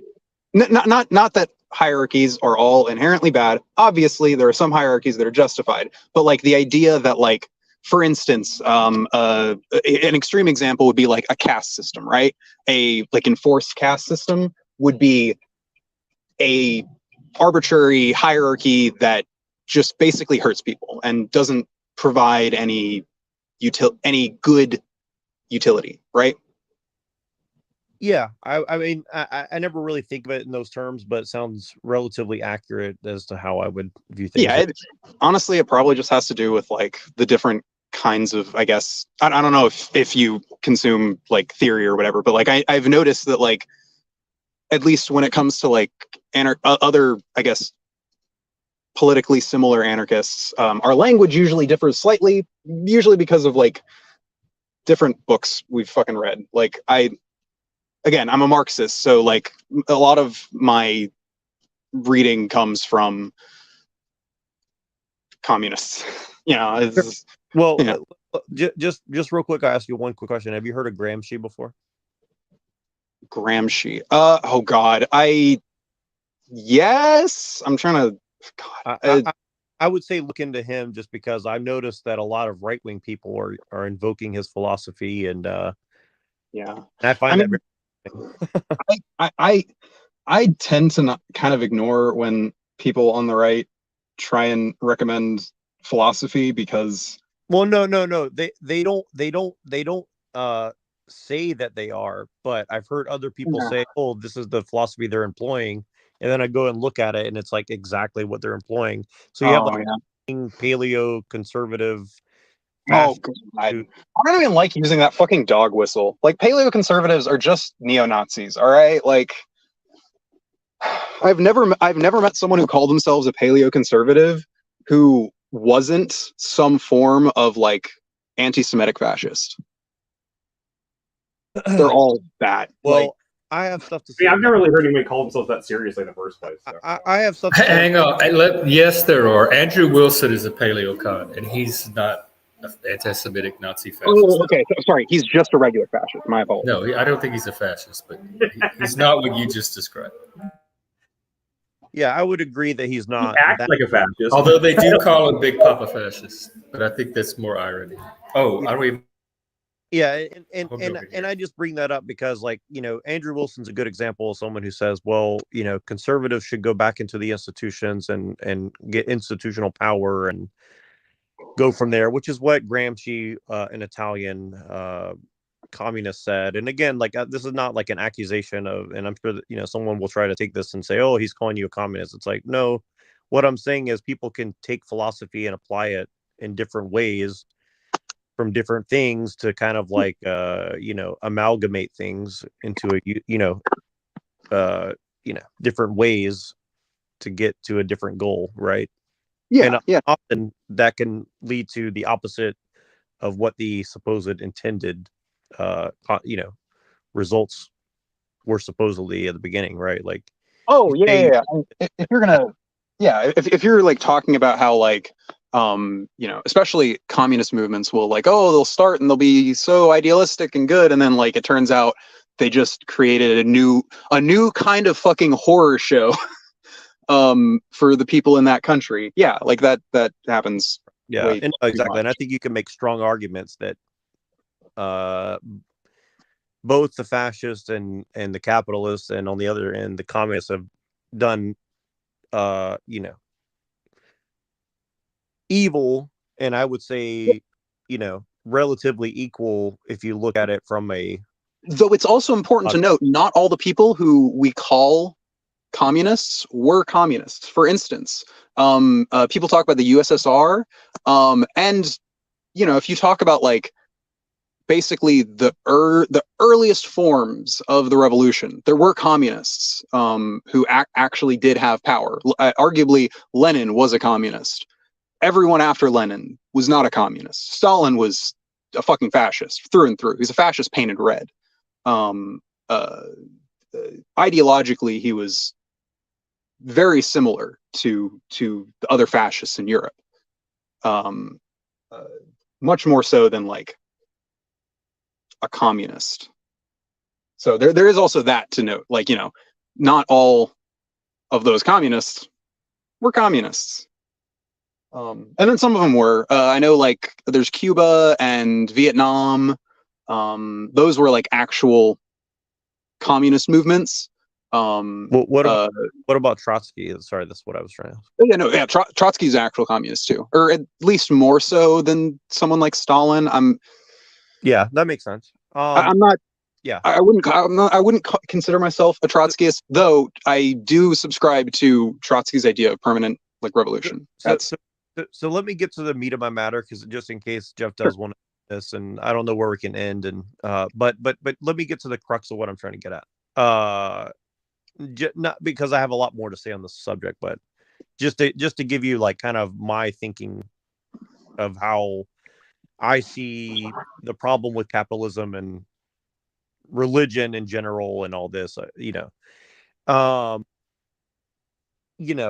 and like even like when you bring up anti-Semitism, I think a lot of things get thrown out is like, oh, well, it's anti-Semitic. It's like, well, if a group of people is vastly overrepresented in the power structures of a people, whether they be Jewish or white or black, if you're in Africa, people get uncomfortable. And is that hateful? And I think that, yes, people do say and do things that are anti-Semitic and all that, but it's, to me, I'm just pointing at a broader thing. Like if you go back 2,000 years to like a little tribe of people in the middle of Russia, and then all of a sudden a bunch of So also really fast, I didn't want to let you finish, but I just wanted to clarify when I was calling neo-Nazis anti-Semitic fascists. I call them anti-Semitic because that's what makes them neo-Nazis. That fascists aren't all anti-Semitic, but anti-Semitic fascists, at least in America, are neo-Nazis. That's sure, but where they fall ideologically. Some of those people have fair critiques of the way things are, but I'm not sure if that's well. What I'm saying is they're pointing to realities that everybody finds uncomfortable. I'm trying to bring up sort of, not really. I mean, I've been on the forums. I've seen those memes where it's like, oh, hey, here, look at all of these Fortune 500 CEOs, and they just put fucking stars of David next to half of them, and they're like, look, they're all Jews, and it's like, you just showed a bunch of white people, man. Sure. Well, I mean, just to be clear, I don't think you are. I'm saying that I don't think that their antagonisms are. I'll give you an example. If let's say that a group of a group of American white dudes who are whatever, English based, decide to go to China and start trying to use their power, money, and influence to change the way that Chinese people live as of now. Let's say that the people of China even like it.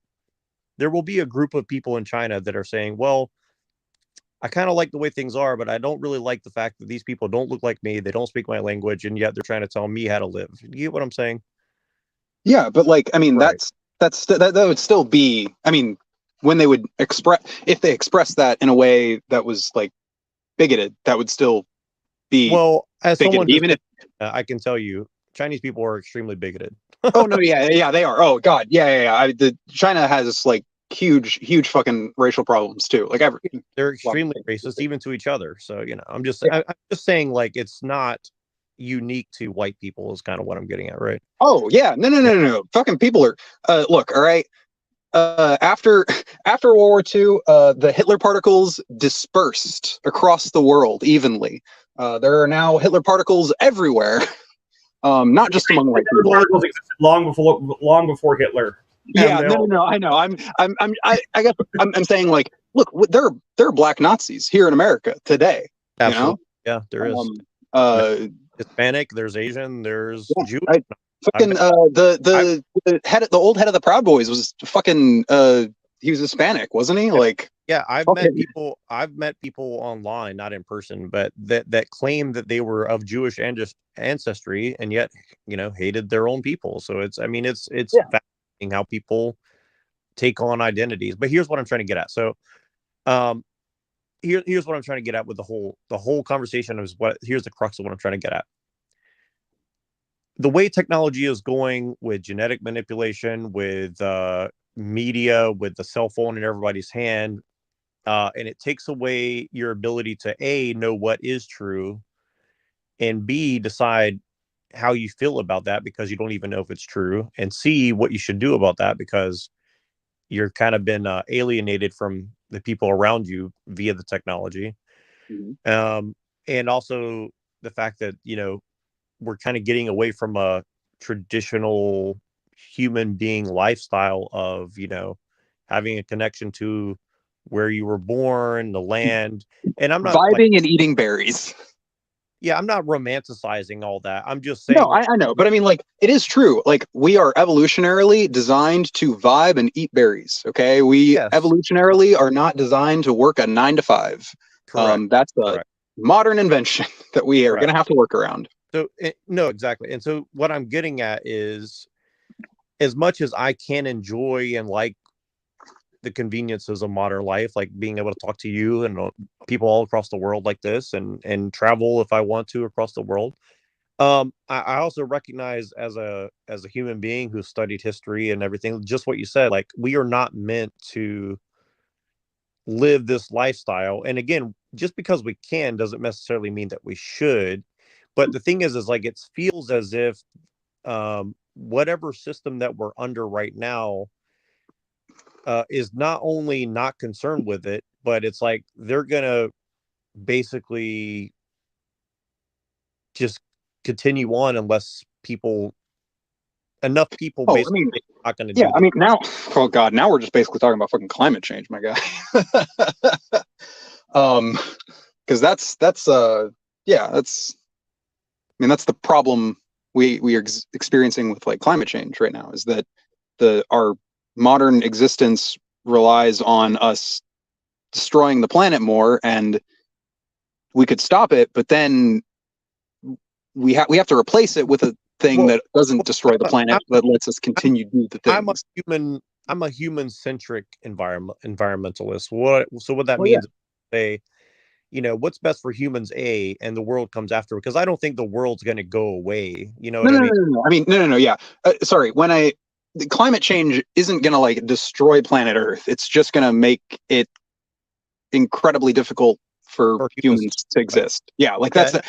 I believe in climate change in the way it's presented, but I do think that humans are destroying the environment, like in every way other than that as well. Like I'm not saying that I don't believe that CO2 causes climate change. What I'm saying is I just think that that's a distraction from every other thing that we're doing, especially to ourselves, right? Like the fact that we're putting a cell phone in the hands of like a 2-year-old kid, and we think that that's not going to affect the way they interact with the earth and each other. And you get what I'm saying. You get what I'm. Yeah, but you can. I mean, we can multitask. We can address all of these problems at the same time. We don't have to just address one problem. I mean, yeah, we do have a problem with the way in which we interact with technology, the way technology is presented to us. That's a big issue. Yeah. In addition to, and like that feeds into the climate change, right? Because like we all want phones, right? But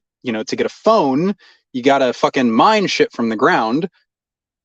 But You got to blow up mountains and use. yeah, we gotta like, and actually, and that gets into, oh yeah, and did you know that like basically most of our lithium is mined by child slaves? Like, Well, yeah, and then and then I knew people who worked in factories in China, yeah, oh, and that's basically fucking it's slavery too.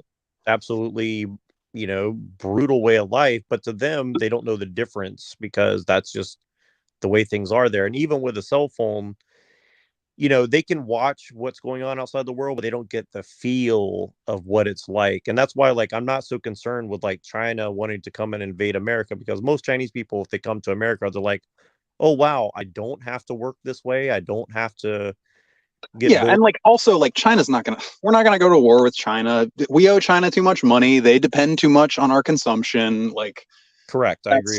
that's not now. There might be tension in Taiwan. China does But- not want to be in charge of the U.S. either. Can you imagine the Chinese government trying to God. control the population? Oh God, yeah, no. Honestly, I don't think nobody can deal with Even Americans can't deal with Americans. Okay, Yeah. like For real. we're fucking insufferable. Well, we're nice and naive and generally good natured people, but yeah, we're kind of out of control compared to the rest of the world. I mean, let's just be honest. Yeah, I mean, actually, there's a dude who I like some of his content. He often describes America as like a war tribe, which I don't think is totally accurate, but it's not wrong. We have, I mean, our military industrial complex. Well, So big and such a big part of America. Well, I have more thoughts on that, but people will not understand the nuance of what I'm saying and say that it's anti-Semitic or something, because I do think that America is basically a war tribe that is being manipulated, and I don't think it's by Jews. No, we're not. No, Jews aren't fucking No, manipulated.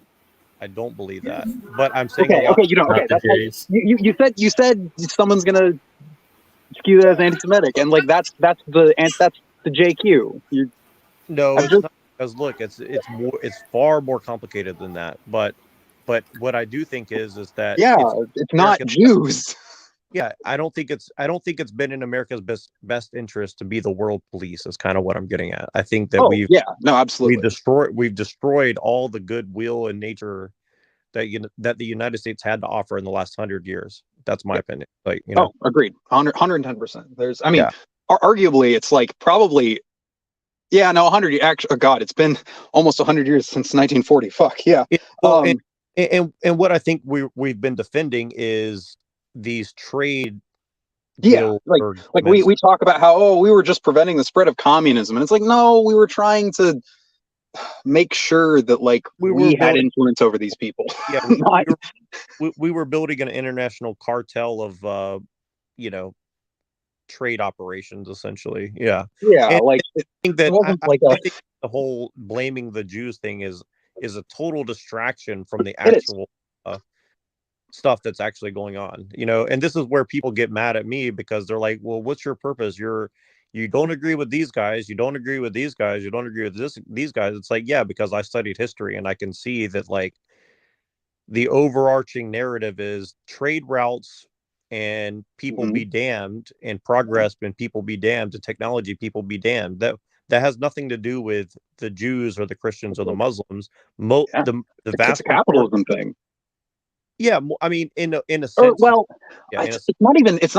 I mean, it is, but it's more of like the ultra rich thing. Like it's the interests of the wealthy, which happens outside of capitalism too. It's just because of our specific socioeconomic model, it makes it worse.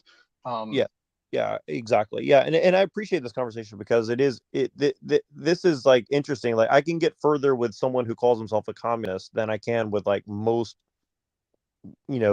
conservative people, or even most average left-wing people, because they're not well read. And again, this is not insulting anybody. They're not well read or interested or curious actually enough. So there's a phrase for this, which is born lucky.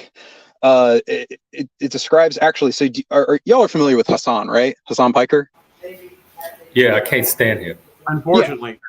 So Hassan kind of accidentally into some correct positions. He didn't really have to. I don't want to say.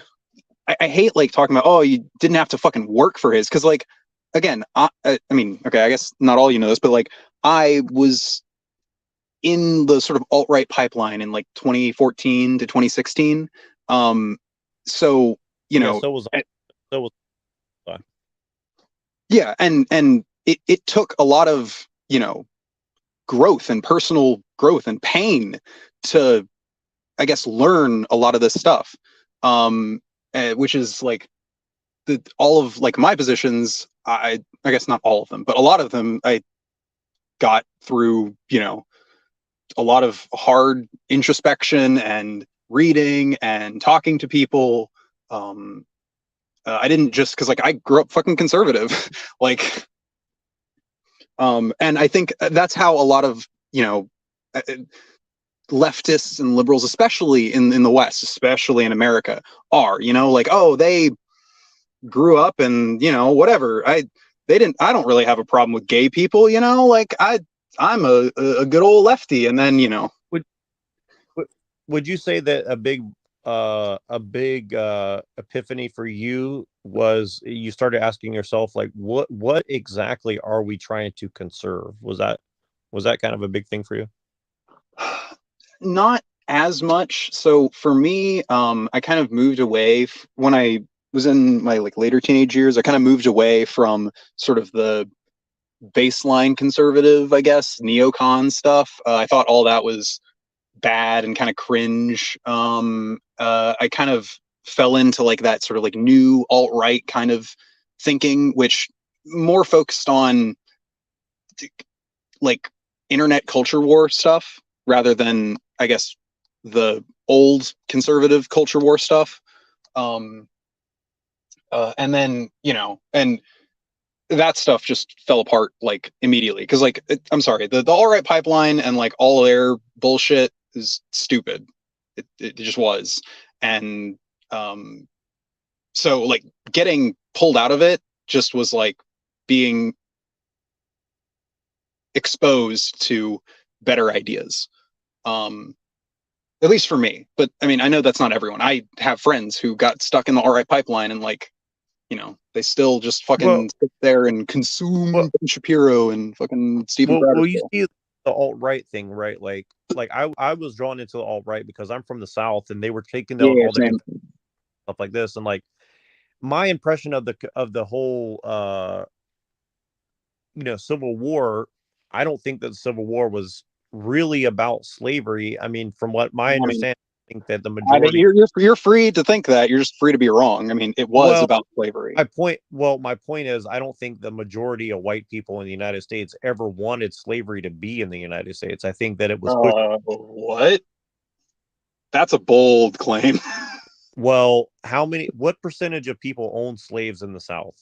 That is not a relevant it absolutely to whether or not people wanted slavery in the United States. The average person who came over here as a European was basically one step above that as a tenant farmer. And well, some of them, not all of them. I would say a vast majority of them were, It depends, because, you know, like English and German immigrants, not as much so. Irish immigrants? Well, the English Empire used to basically enslave the Irish and Scots and people. Yeah. And then we did over here for a little while.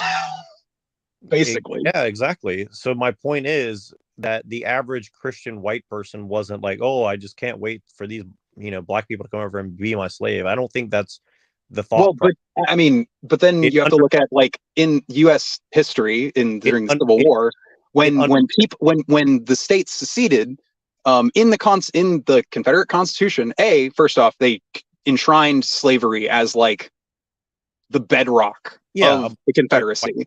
A bunch of white people did that, not like your average white person. Well, yeah, but I mean,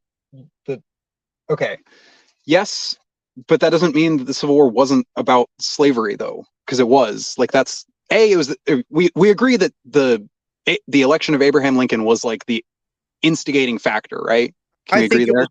Used, but I think that there was a lot of underlying things such as it was used. Like the Confederate States wanted to secede because they were because the British Empire was involving themselves in the South, and the I think I can't remember if it was the Spanish or the French who were like, you know, commingling with the North, and you know, it was a very complicated situation. No, it was like complicated. I'm not saying it's not complicated, but like, to say that the Civil War wasn't about slavery is incorrect. I'm saying it's not the primary thing. I think it was. I think the primary driver.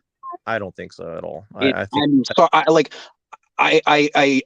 respect that you are allowed to have incorrect opinions, but as somebody who went to school and like I took classes in the South on the U.S. Civil War in college.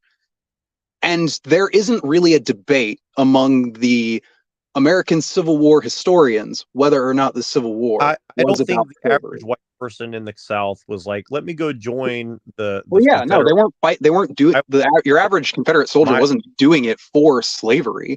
They were Right. doing it So- because they believed the Right. propaganda So I that don't it was believe in about states' rights. But I don't believe in collectivizing guilt for the people that decide to start a war over their trade interest. You get what I'm saying?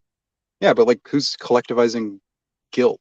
I guess. You're saying that these people in the United States went out and slaughtered each other, even their Yeah. own family members, over rich white people's interest in owning slavery. That's kind of what I'm getting at. You know what I mean? No. So they did not explicitly. So the Confederate soldiers weren't thinking as they were getting mowed down, "Damn, I'm so glad I'm dying to protect slavery." That would Right. be a really, people wouldn't do that. They did it. They did it for other reasons. However, the overarching geopolitical reasons as to why the Civil War began was because the white owner class in the South didn't want the northern abolitionists to get more power and then more so restrict slavery in the United States. That was the driver for why the Confederate States seceded. Your average white person in the South really didn't give a shit that much about slaves. Well, your average person in the North didn't give a shit about slaves either. That's kind of no, they didn't. Yeah, you're right.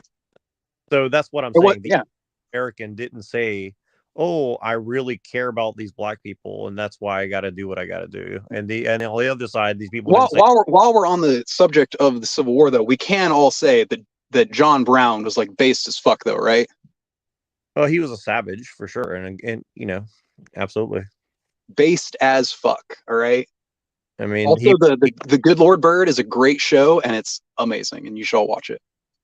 Yeah, and the thing is, well, anyway, my point in bringing all that up was, my thing with the alt-right is I didn't like them taking down Confederate statues, not because I love the no, I get you. It's like, oh, it's the history, I don't think that we should erase history just because it's bad. It's for what it's worth, it's those statues aren't like history per se. Most of them were put up. If you actually look, most of them were erected just before or during the Civil Rights era, which kind of, no, that's a fair point. That makes you think, like, I am totally fine with those statues existing. Just like, I don't know, we don't have to keep all of them up. Maybe we can take, like, look, I'm from Tennessee. We took down the statues of Nathan Bedford Forrest. I'm okay with that. That guy was fucked up. We shouldn't be celebrating Nathan Bedford Forrest. I'm not. Yeah, exactly. And I think that it's okay to have the discussion, but it was the lack of discussion. It was just like, white people racist, therefore let's tear down history. It's like, that's not exactly the right way. Again, you are a little bit removing some of the nuance from how that's what it is, isn't it? That's what it comes down to. What, white people bad? Yeah, tear down the statue of the bad white people. Well, it's tear down the statues that were erected by racist white people during the Civil Rights Movement in order to intimidate black people. That's what I'm saying is like, a lot of these things were erected during the Civil Rights Movement in order to intimidate black people because they didn't like that black people were getting more rights. And that isn't like, that's not a kind of history that we should be celebrating about America. What we should be celebrating is the Union victories over the Confederacy, because that's objectively good. How are you deciding what we should celebrate?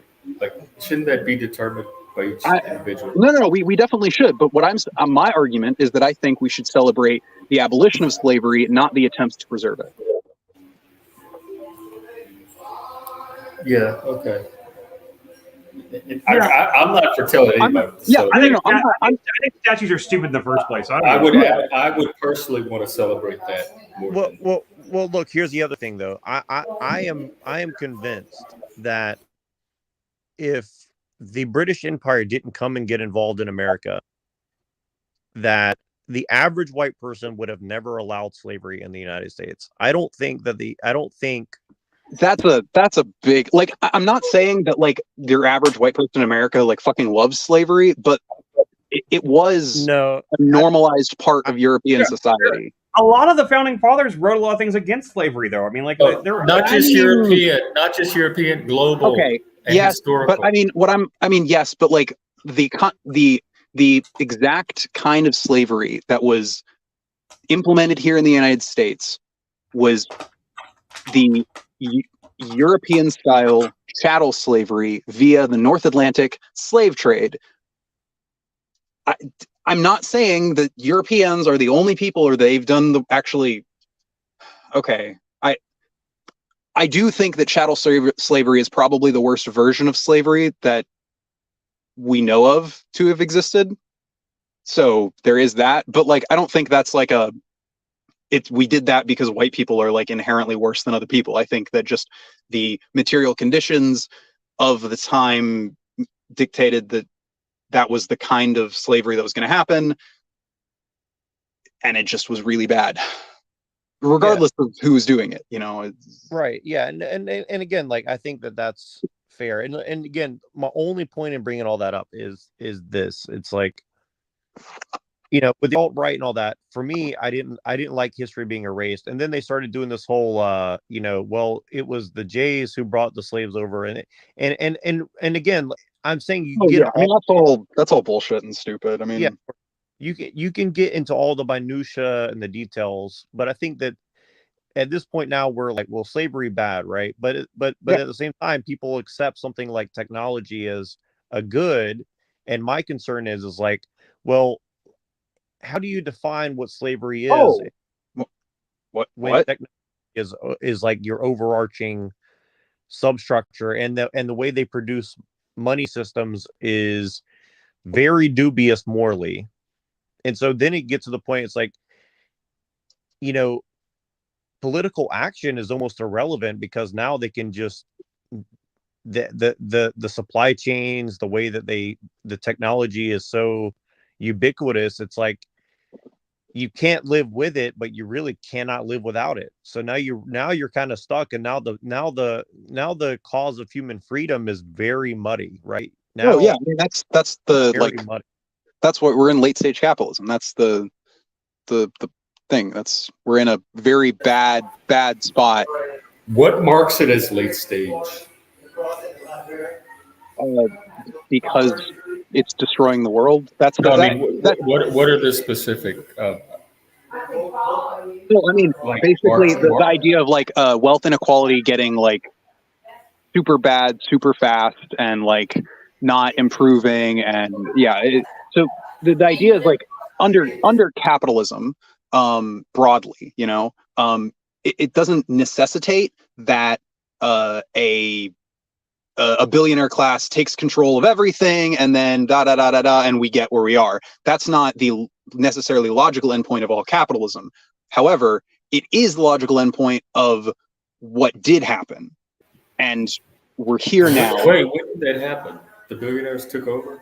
You're controlling everything. Well, yeah, because like the idea. So if you want to look at like the formation of capitalism, how it formed, the thinkers behind it, a lot of the thinkers behind capitalism, not a lot of them, but some of them, especially the British ones, were looking at capitalism as a way to preserve the aristocracy, a way so that the aristocracy could preserve their positions of privilege. So, because you know, under feudalism, power was like a family thing. You know, it was all about bloodlines and stuff like that. And you get to capitalism, and it's all about money. It's all about the money.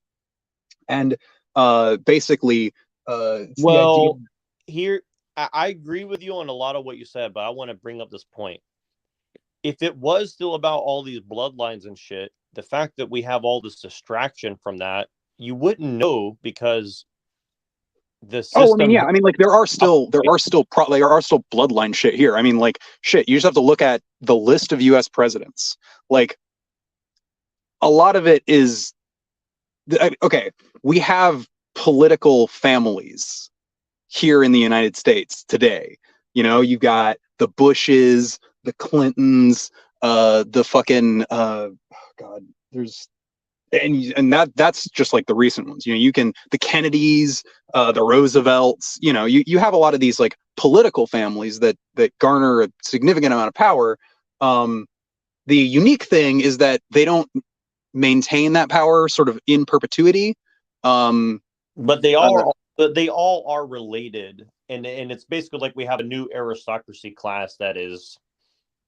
Well, yeah, I mean, it's not obvious. It's not an aristocracy like that. It's not an explicit aristocracy, and in fact, I think it is an improvement over previous feudal aristocracies. We can definitely agree that it's. There's our aristocrat. Yeah, there we go. Right. The only correct aristocracy is the aristocracy of babies. Yeah. Let babies run the world. Let's go. So what you said, it's an improvement over feudalism. Yeah. And then something will come along and probably improve it. Yeah, it's an improvement, but like it actually obfuscates that. Yeah, probably so.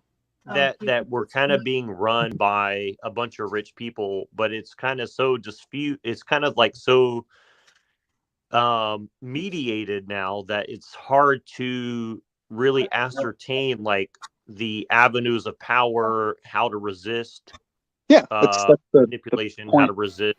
How are you being run by rich people? Because I don't feel like I am. My life pretty much hasn't changed since like I was a kid. I've been doing the same things. Jeff, what we're talking about is the people who pull the political levers are the wealthy, the donor class, almost exclusively. Yeah, the donor class, the owner class, however you want to put it. It's wealthy people who have outsized influence. Yeah, and I think there's wealthy people that own fucking newspapers. Okay, like Jeff Bezos owns a newspaper. You can't say that he doesn't have. At the most, they could influence. I don't think they have the ability to control. You talk about elections and stuff. Well, yeah, I mean, and then elections, shit, fucking donations, which are, I mean, like our system right now just has legalized bribery, basically. You would agree, but at the same time, like, I mean, look at how many insanely rich people have tried to run for president the last few years that didn't get any traction at all. I mean, it's more than there's something more going on than just being rich. Yeah, no, it is. I agree. There is more to it than just being rich, but being rich is, or at least having wealthy benefactors, is a necessity. Yeah, it is. It definitely is. But I mean, but it's like, I mean, like Kanye West, he took his stab at it, and then the guy that the Starbucks founder guy, and like people like that. I mean, even Jeb Bush. I mean, like these are people with like willpower and influence. There's something more. It's something more than just there's something more to it than just the. But here's the thing: is like here's the other thing. Like the nouveau riche think that they have accomplished something because they've made it to like a lower, like I would compare it to like a lower end. Yeah, it's now it's on the every American is just a temporarily embarrassed millionaire. Yeah, I mean that's kind of in our culture now. They're the lower foot soldiers of an aristocracy system, but I would argue that the actual aristocracy and the actual bloodlines that run the world probably haven't really shifted, just from the fact that if you control, you know what I'm saying, right? What are they running specifically? Are they controlling elections? Are they controlling? I don't know what products get out. What specifically? Yeah, I mean, how specific are they controlling the world? Are they picking and choosing politicians? That is happening in places. Yeah, like that's a. I feel like we still have a democracy. Oh no, we do absolutely still have a democracy. It's just not a. Like, it is definitely not as good of a democracy, A, as it has been in the past, and B, as it could be. Like, our democracy could be. I think that's more the voters than whoever these family bloodlines are controlling the world. Like, the voters could change that at any moment. They could change it at any moment every 4 years. First off, let's understand the limitations of that, or every 2 or whatever. So it's not like an instantaneous thing, but It's also Can you imagine if we had elections more often? That would be worse. No. I know. That's why I'm not saying we should have elections every fucking year or something, or every 6 months. Actually, at a local level, I could potentially see that, but that's a different topic altogether. My point is that our political and economic, the political and economic elite in the world control most of the power and influence of the world, despite how though. I still don't understand how, like, trace the. So in non democracies, okay, we agree that is unequivocally true, right? Like, what's a good example of a not democracy? Fucking North Korea. Russia. Russia's a great example, right? Russia is run by oligarchs. Do we agree there? It's effectively run by oligarchs. I don't know enough to say. That's what I've heard. That Putin has his little circle of oligarchs. North Korea would be a better example. Oh, actually, yeah, North Korea. North Korea is a perfect example, because they have like a fucking hereditary fucking monarch. Okay, like, that guy and his family obviously have shitloads of control and power in North Korea. Now, they don't really have as much outside North Korea because of current geopolitics. But if you talk about countries where they do have a lot more contact and influence with other countries, yeah. Here we go. Another good example. Fucking China. Actually, China. The Chinese Communist Party is not full of like workers and union labor organizers. It's full of party members who have a lot of power, and a lot of them are quite wealthy. And they get their families into positions of power because it's extremely. And that's a problem, because it's just our old systems all over again. But in the U.S., in the West, in democracies, how does this control work? How does The money show system up? alone is enough. The money. Yeah, I mean, like, money is power. But it's not political. It's not democratic. Right? It's not voting power. Well, yeah, no, they're not. Money doesn't vote. Yeah, well, I mean, not. It doesn't vote. Money doesn't vote for candidates. However, do you know how to get a candidate to vote for what you want? If you're really wealthy? I'm still trying to understand this control, and I'm assuming that part of it is they are influencing which politicians get elected. That's some of it, but it's more so that they're influencing they are giving money to politicians who then get elected, and then after they get elected, they're like, hey, I gave you money. There's a bill coming up. You should vote for or against it or whatever. That's the lobbying groups. That's lobbying in America. Yeah, but I agree that stuff like that happens. I don't know to what degree, but I don't consider that bloodlines. That everybody's doing it. It's not just specific bloodlines. No, hang on. Yes, everybody can do it. However, the difference is that my ability to influence, say, my local politician dwarfs in comparison to the ability of someone like, say, Jeff Bezos, because he can donate more money. So you think all politicians are going to vote by who gives them the most money? They're all for it's not. No. Hang on. It's not that cut and dry. Because if it were that cut and dry, it would be a lot easier to point it out as evident, and it would be like people would have more of a problem with it. The thing is that they're removing them from the eyes of power without actually removing the power. Their media. I'm just curious how you know all of this. If it's scant on evidence. All right. Here's a good example. Okay. No. Hang on. This is actually a perfect example. So let's take a politician like Katie Porter, right? She is a very progressive person. Do you know who Katie Porter is? She's the whiteboard lady. Yeah. Okay. Did you know that in her last election cycle, she received something like $150,000 from AIPAC? Yeah. Yeah. And what is the progressive Democrat Katie Porter's position on Israel-Palestine? No doubt. I have no idea. Probably Palestine. No, it isn't. Oh, It isn't. She's one of But you basically don't all of know them. from sitting behind your computer in your chair. You don't know if her position is that because she's paid to have it, or if that would be her position anyway, on principle. Like, I that's what mean, I'm saying. This is all no. inference. Hang on. Okay, so all right, we can talk about how you don't know that. You don't know that for sure. Yes, of course. I don't know. Fucking. Okay, I'll go into fucking epistemology and talk Yes, about how we don't know exactly. anything. How You're you making don't a know judgment anything call. either. Yeah, I'm making a judgment call. No, I'm not the one making claims, though. I'm not claiming to know anything.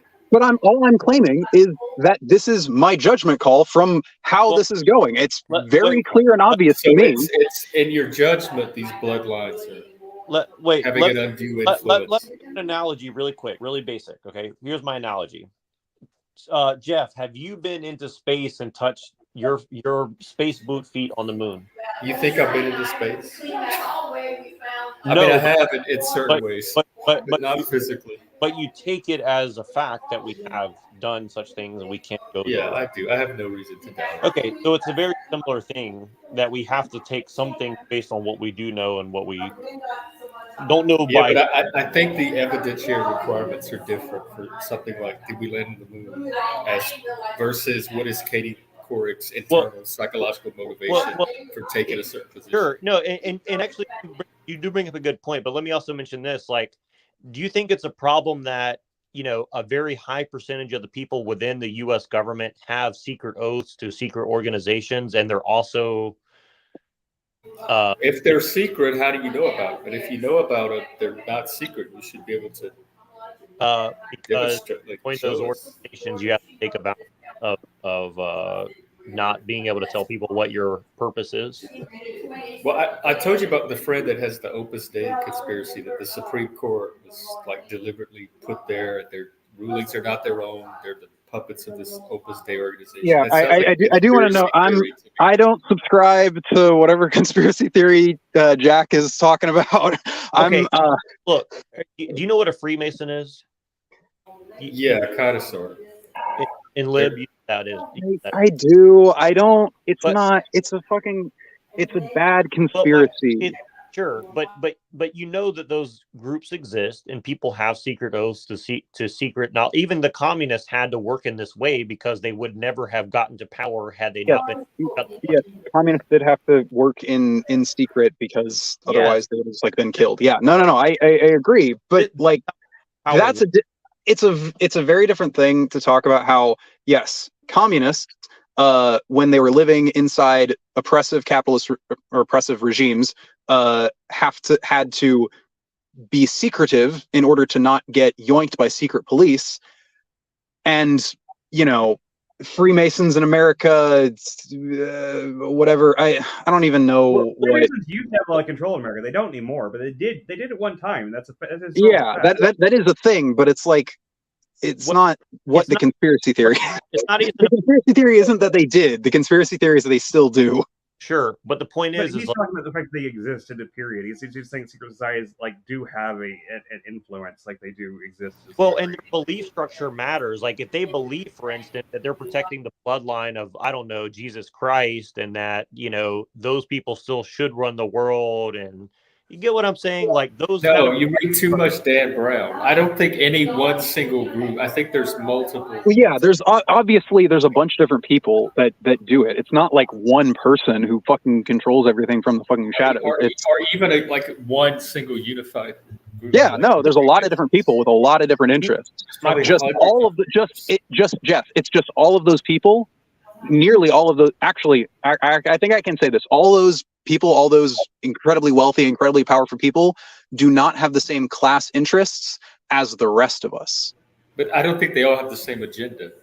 Either. Yeah, they don't. They don't all have the same. I also don't think we're at the mercy of whatever their class interests are. but people have self-interest and they want to protect their own family and friends from harm. And so once you get to a certain point, you have to either join the club or you're in danger, right? Like you're I not. mean, you're dancing. Okay, so the problem is you're Any dancing around like anti-Semitic conspiracy theories No, without it's using. anti-Semitic You are theories. dancing, or these are like. I'm not saying that you believe these things. What I'm saying is that you are dancing around using their talking points. I'm talking about every country and every nation in the world's history has secret societies that have secret oaths and secret belief structures. It's just a fact of life. You Yes, cannot that's wait. true, but like those secret I wanna societies join aren't always That's what runs the fucking lit- countries. And that's the mechanism of political power that runs everything. You cannot run anything without people shutting their mouth I just no, I would dispute that. runs on You have to show me more. military runs on the same thing. Corporations run on the same. Yeah, but it's not a necessary and essential condition. To have a job Yeah. at You can have a democracy without. to have a job at a Zaibatsu, your ass is signing on the dotted line, or you're not in there. Therefore, you have a direct threat hanging over your head if you go against this giant mega corporation. That's a fucking problem. Is my point. You're not gonna. How can you compete with something that controls people's well-being and their livelihood? Yeah, but can't. you still have like. Help me understand how it's controlling people. Y'all If you kind of go, talked about the influence if they you might work for have a on some corporation, politicians' you go against. positions or possibly votes or what If bills you work they for a support. if you work for a But mega it's not controlling my life. if you work for a mega corporation and you go against it, your life is over. Do you get? I mean, you get what I'm saying? I mean, That no, seems hyperbolical. that is really That's a little hyperbolic, dramatic. Jack. Now, Jack, there are ways in which that can be true, actually, and Jeff might even agree that there are some ways in which that could happen. You know, if you're like a Hold on. You said that the imperialism is a problem, and you also admitted that countries like the United States are the military arm of a trading guild that wants to protect their trade routes around the world. So how am I wrong? I'm not wrong. well, because you're talking, okay, because what you're doing is using rhetoric that is designed by, it's used by primarily anti-Semitic conspiracy theorists. So No, I'm not. So Noam Chomsky is Noam Chomsky anti-Semitic conspiracy theorist? But does that invalidate his claim just because he's repurposing rhetoric? Is Howard Zinn Noam Chomsky? Like his claim to me sounds ridiculous just on the face of it. Not No. because he's using rhetoric from other. Well, no. The thing is that he's using incorrect rhetoric to say what we're saying, which is that people with a lot of money have outsized influence in U.S. politics. I don't think that that's necessarily true or has to be true. I think the people. I don't think it has to be true either. The influence ultimately rests with the people. Yes, but that's exactly my point. It's the people individually who have to work for a living and who are stuck in the system. They have no choice but to comply, or at least that's their perception of it, right? Their perception is becoming reality. That's my point. Whether it's true or not is beside the point. They perceive it to be the truth. I don't know what. I mean, that's a lot of individuals you're talking about. I don't know what they perceive. Some of them may perceive that. I don't. People I talk to don't. Like, there's plenty of people that don't. I don't think we're all, like, the entire populace is perceiving one thing in one way. I agree with that. Yeah.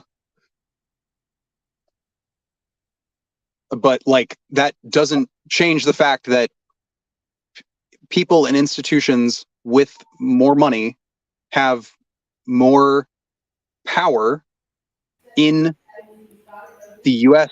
political sphere than people who don't. But have not money. more power than the people. And if they currently have more power, it's because the people are allowing it to happen. And now we're gonna. Oh, hey! Now we can talk about Noam Chomsky again and talk about manufactured consent. And we can talk about how these same I guess not the same people, but like wealthy people who have, based on their wealth, a lot of influence in American politics. Also, some of them own media apparatuses, or at least utilize some of their wealth to propagandize on media apparatuses in order to convince the population of a variety of things. But I'd be more worried about TikTok than media apparatus. Like the Generation Z doesn't watch the media you're talking about. Like, they're more at the mercy of China and TikTok. I mean, I watch. I'm Gen Z, and I watch regular news. I mean, I don't watch all of it, and I don't like. Actually, okay, I watch MSNBC. Like the studies they just did said that they use TikTok more than they even use Google. Like that is their news source of information for everything. And I have family members that are Gen Z, and they get all this stuff from TikTok. Yes. But my point is, I think that the media you're talking about is not as influential as it was in my generation. I mean, Fox, CNN, Yeah, I don't think that's Washington Post. in this I mean, not on younger people, but on, you know, older voters who are more likely to vote right now. They still do have a lot of influence over that group because those people are consuming that kind of media, that legacy media. Maybe. That's not a maybe. Older people do consume more legacy media. That is true. But like there's no way to quantify the effect that any one media source is having on our politics. Yeah, no. That's why we have to look. That's why we have to look at things in aggregate and make judgment calls. And yeah, that is my whole point. All of this conversation is an inference. It's a judgment call. Sure, and a lot of things. Something more okay, but you're saying that as if like inferences don't like hold any weight, or like that you don't make inferences. Hold weight for me. If I'm gonna adopt, you make inferences all the fucking time. Somebody's opinion or judgment. We all make inferences to formulate our opinions all the time. Try to ground mine in facts. No, I do too. Yeah. But you can't always do that to a 100% degree. I do it to the extent that I can. Like I do too. There's no reason to make these judgment calls currently. You could just suspend judgment until you have more information, which is what I do. But you've adopted a narrative in advance of any evidence for adopting it. I can't speak for Jack, and I guess part of the thing is I've been roped into this conversation because I do agree with Jack on a number of things, but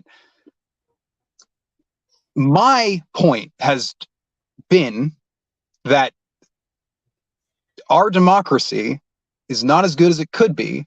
It could be a lot better, and there are ways in which our democracy definitely could use more participation. I think the democracy's fine. Yeah. I think it's the use of the democracy that could improve.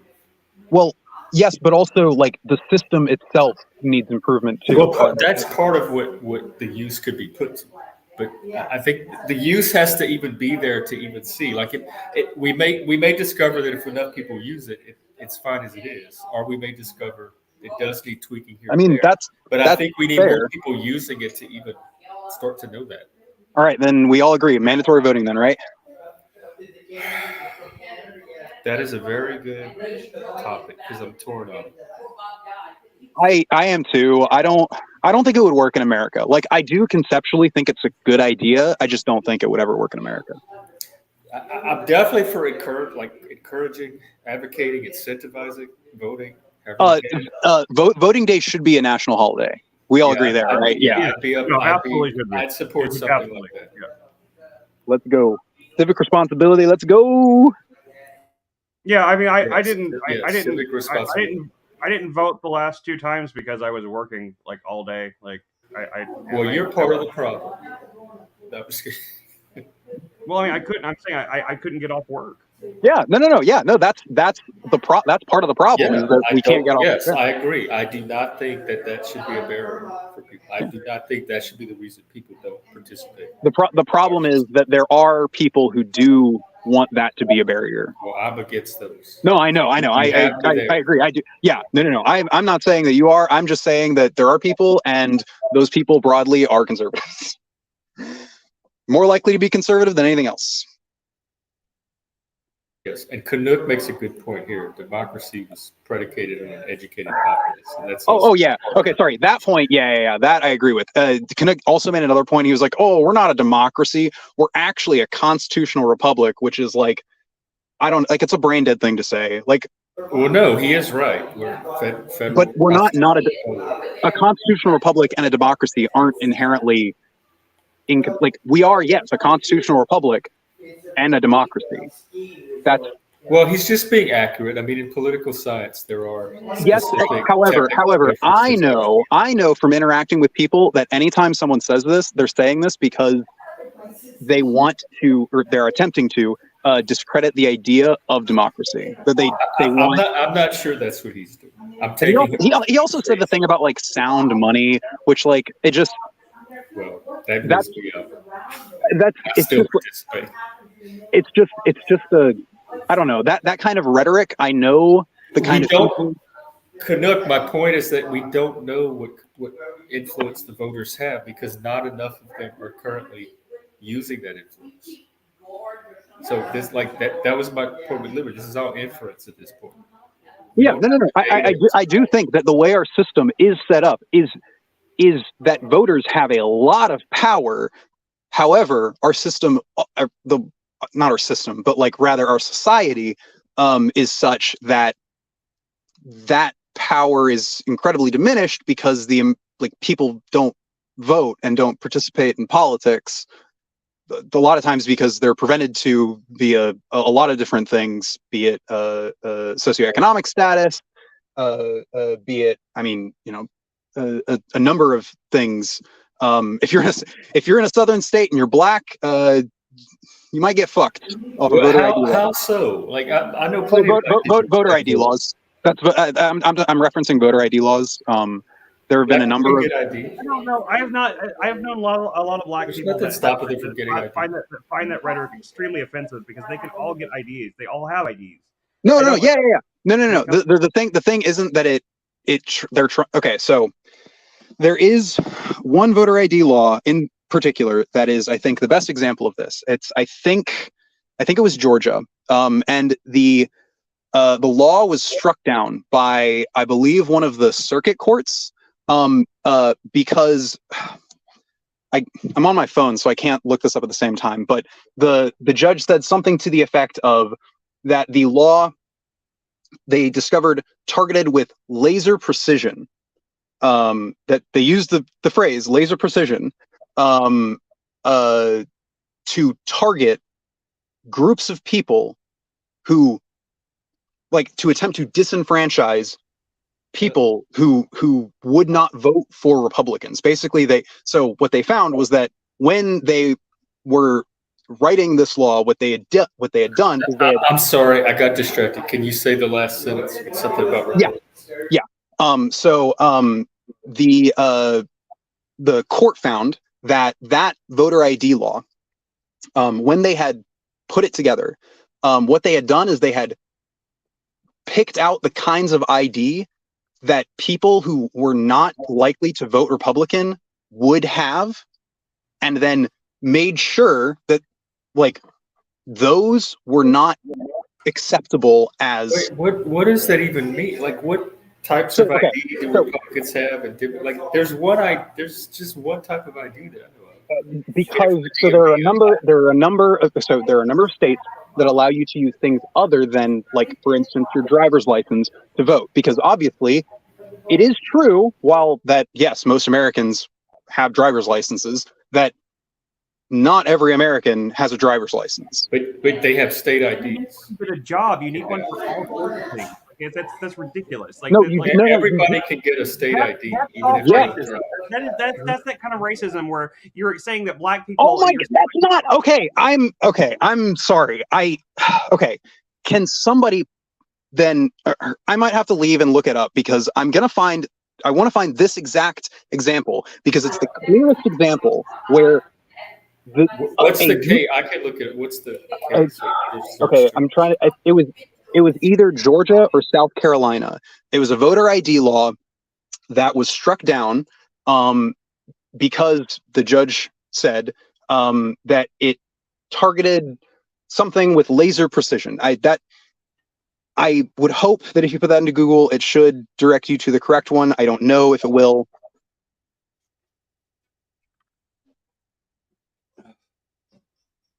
It looks like it was Georgia. It's something about they're calling it the voter suppression law. So I'm reading about it now. It's getting worse.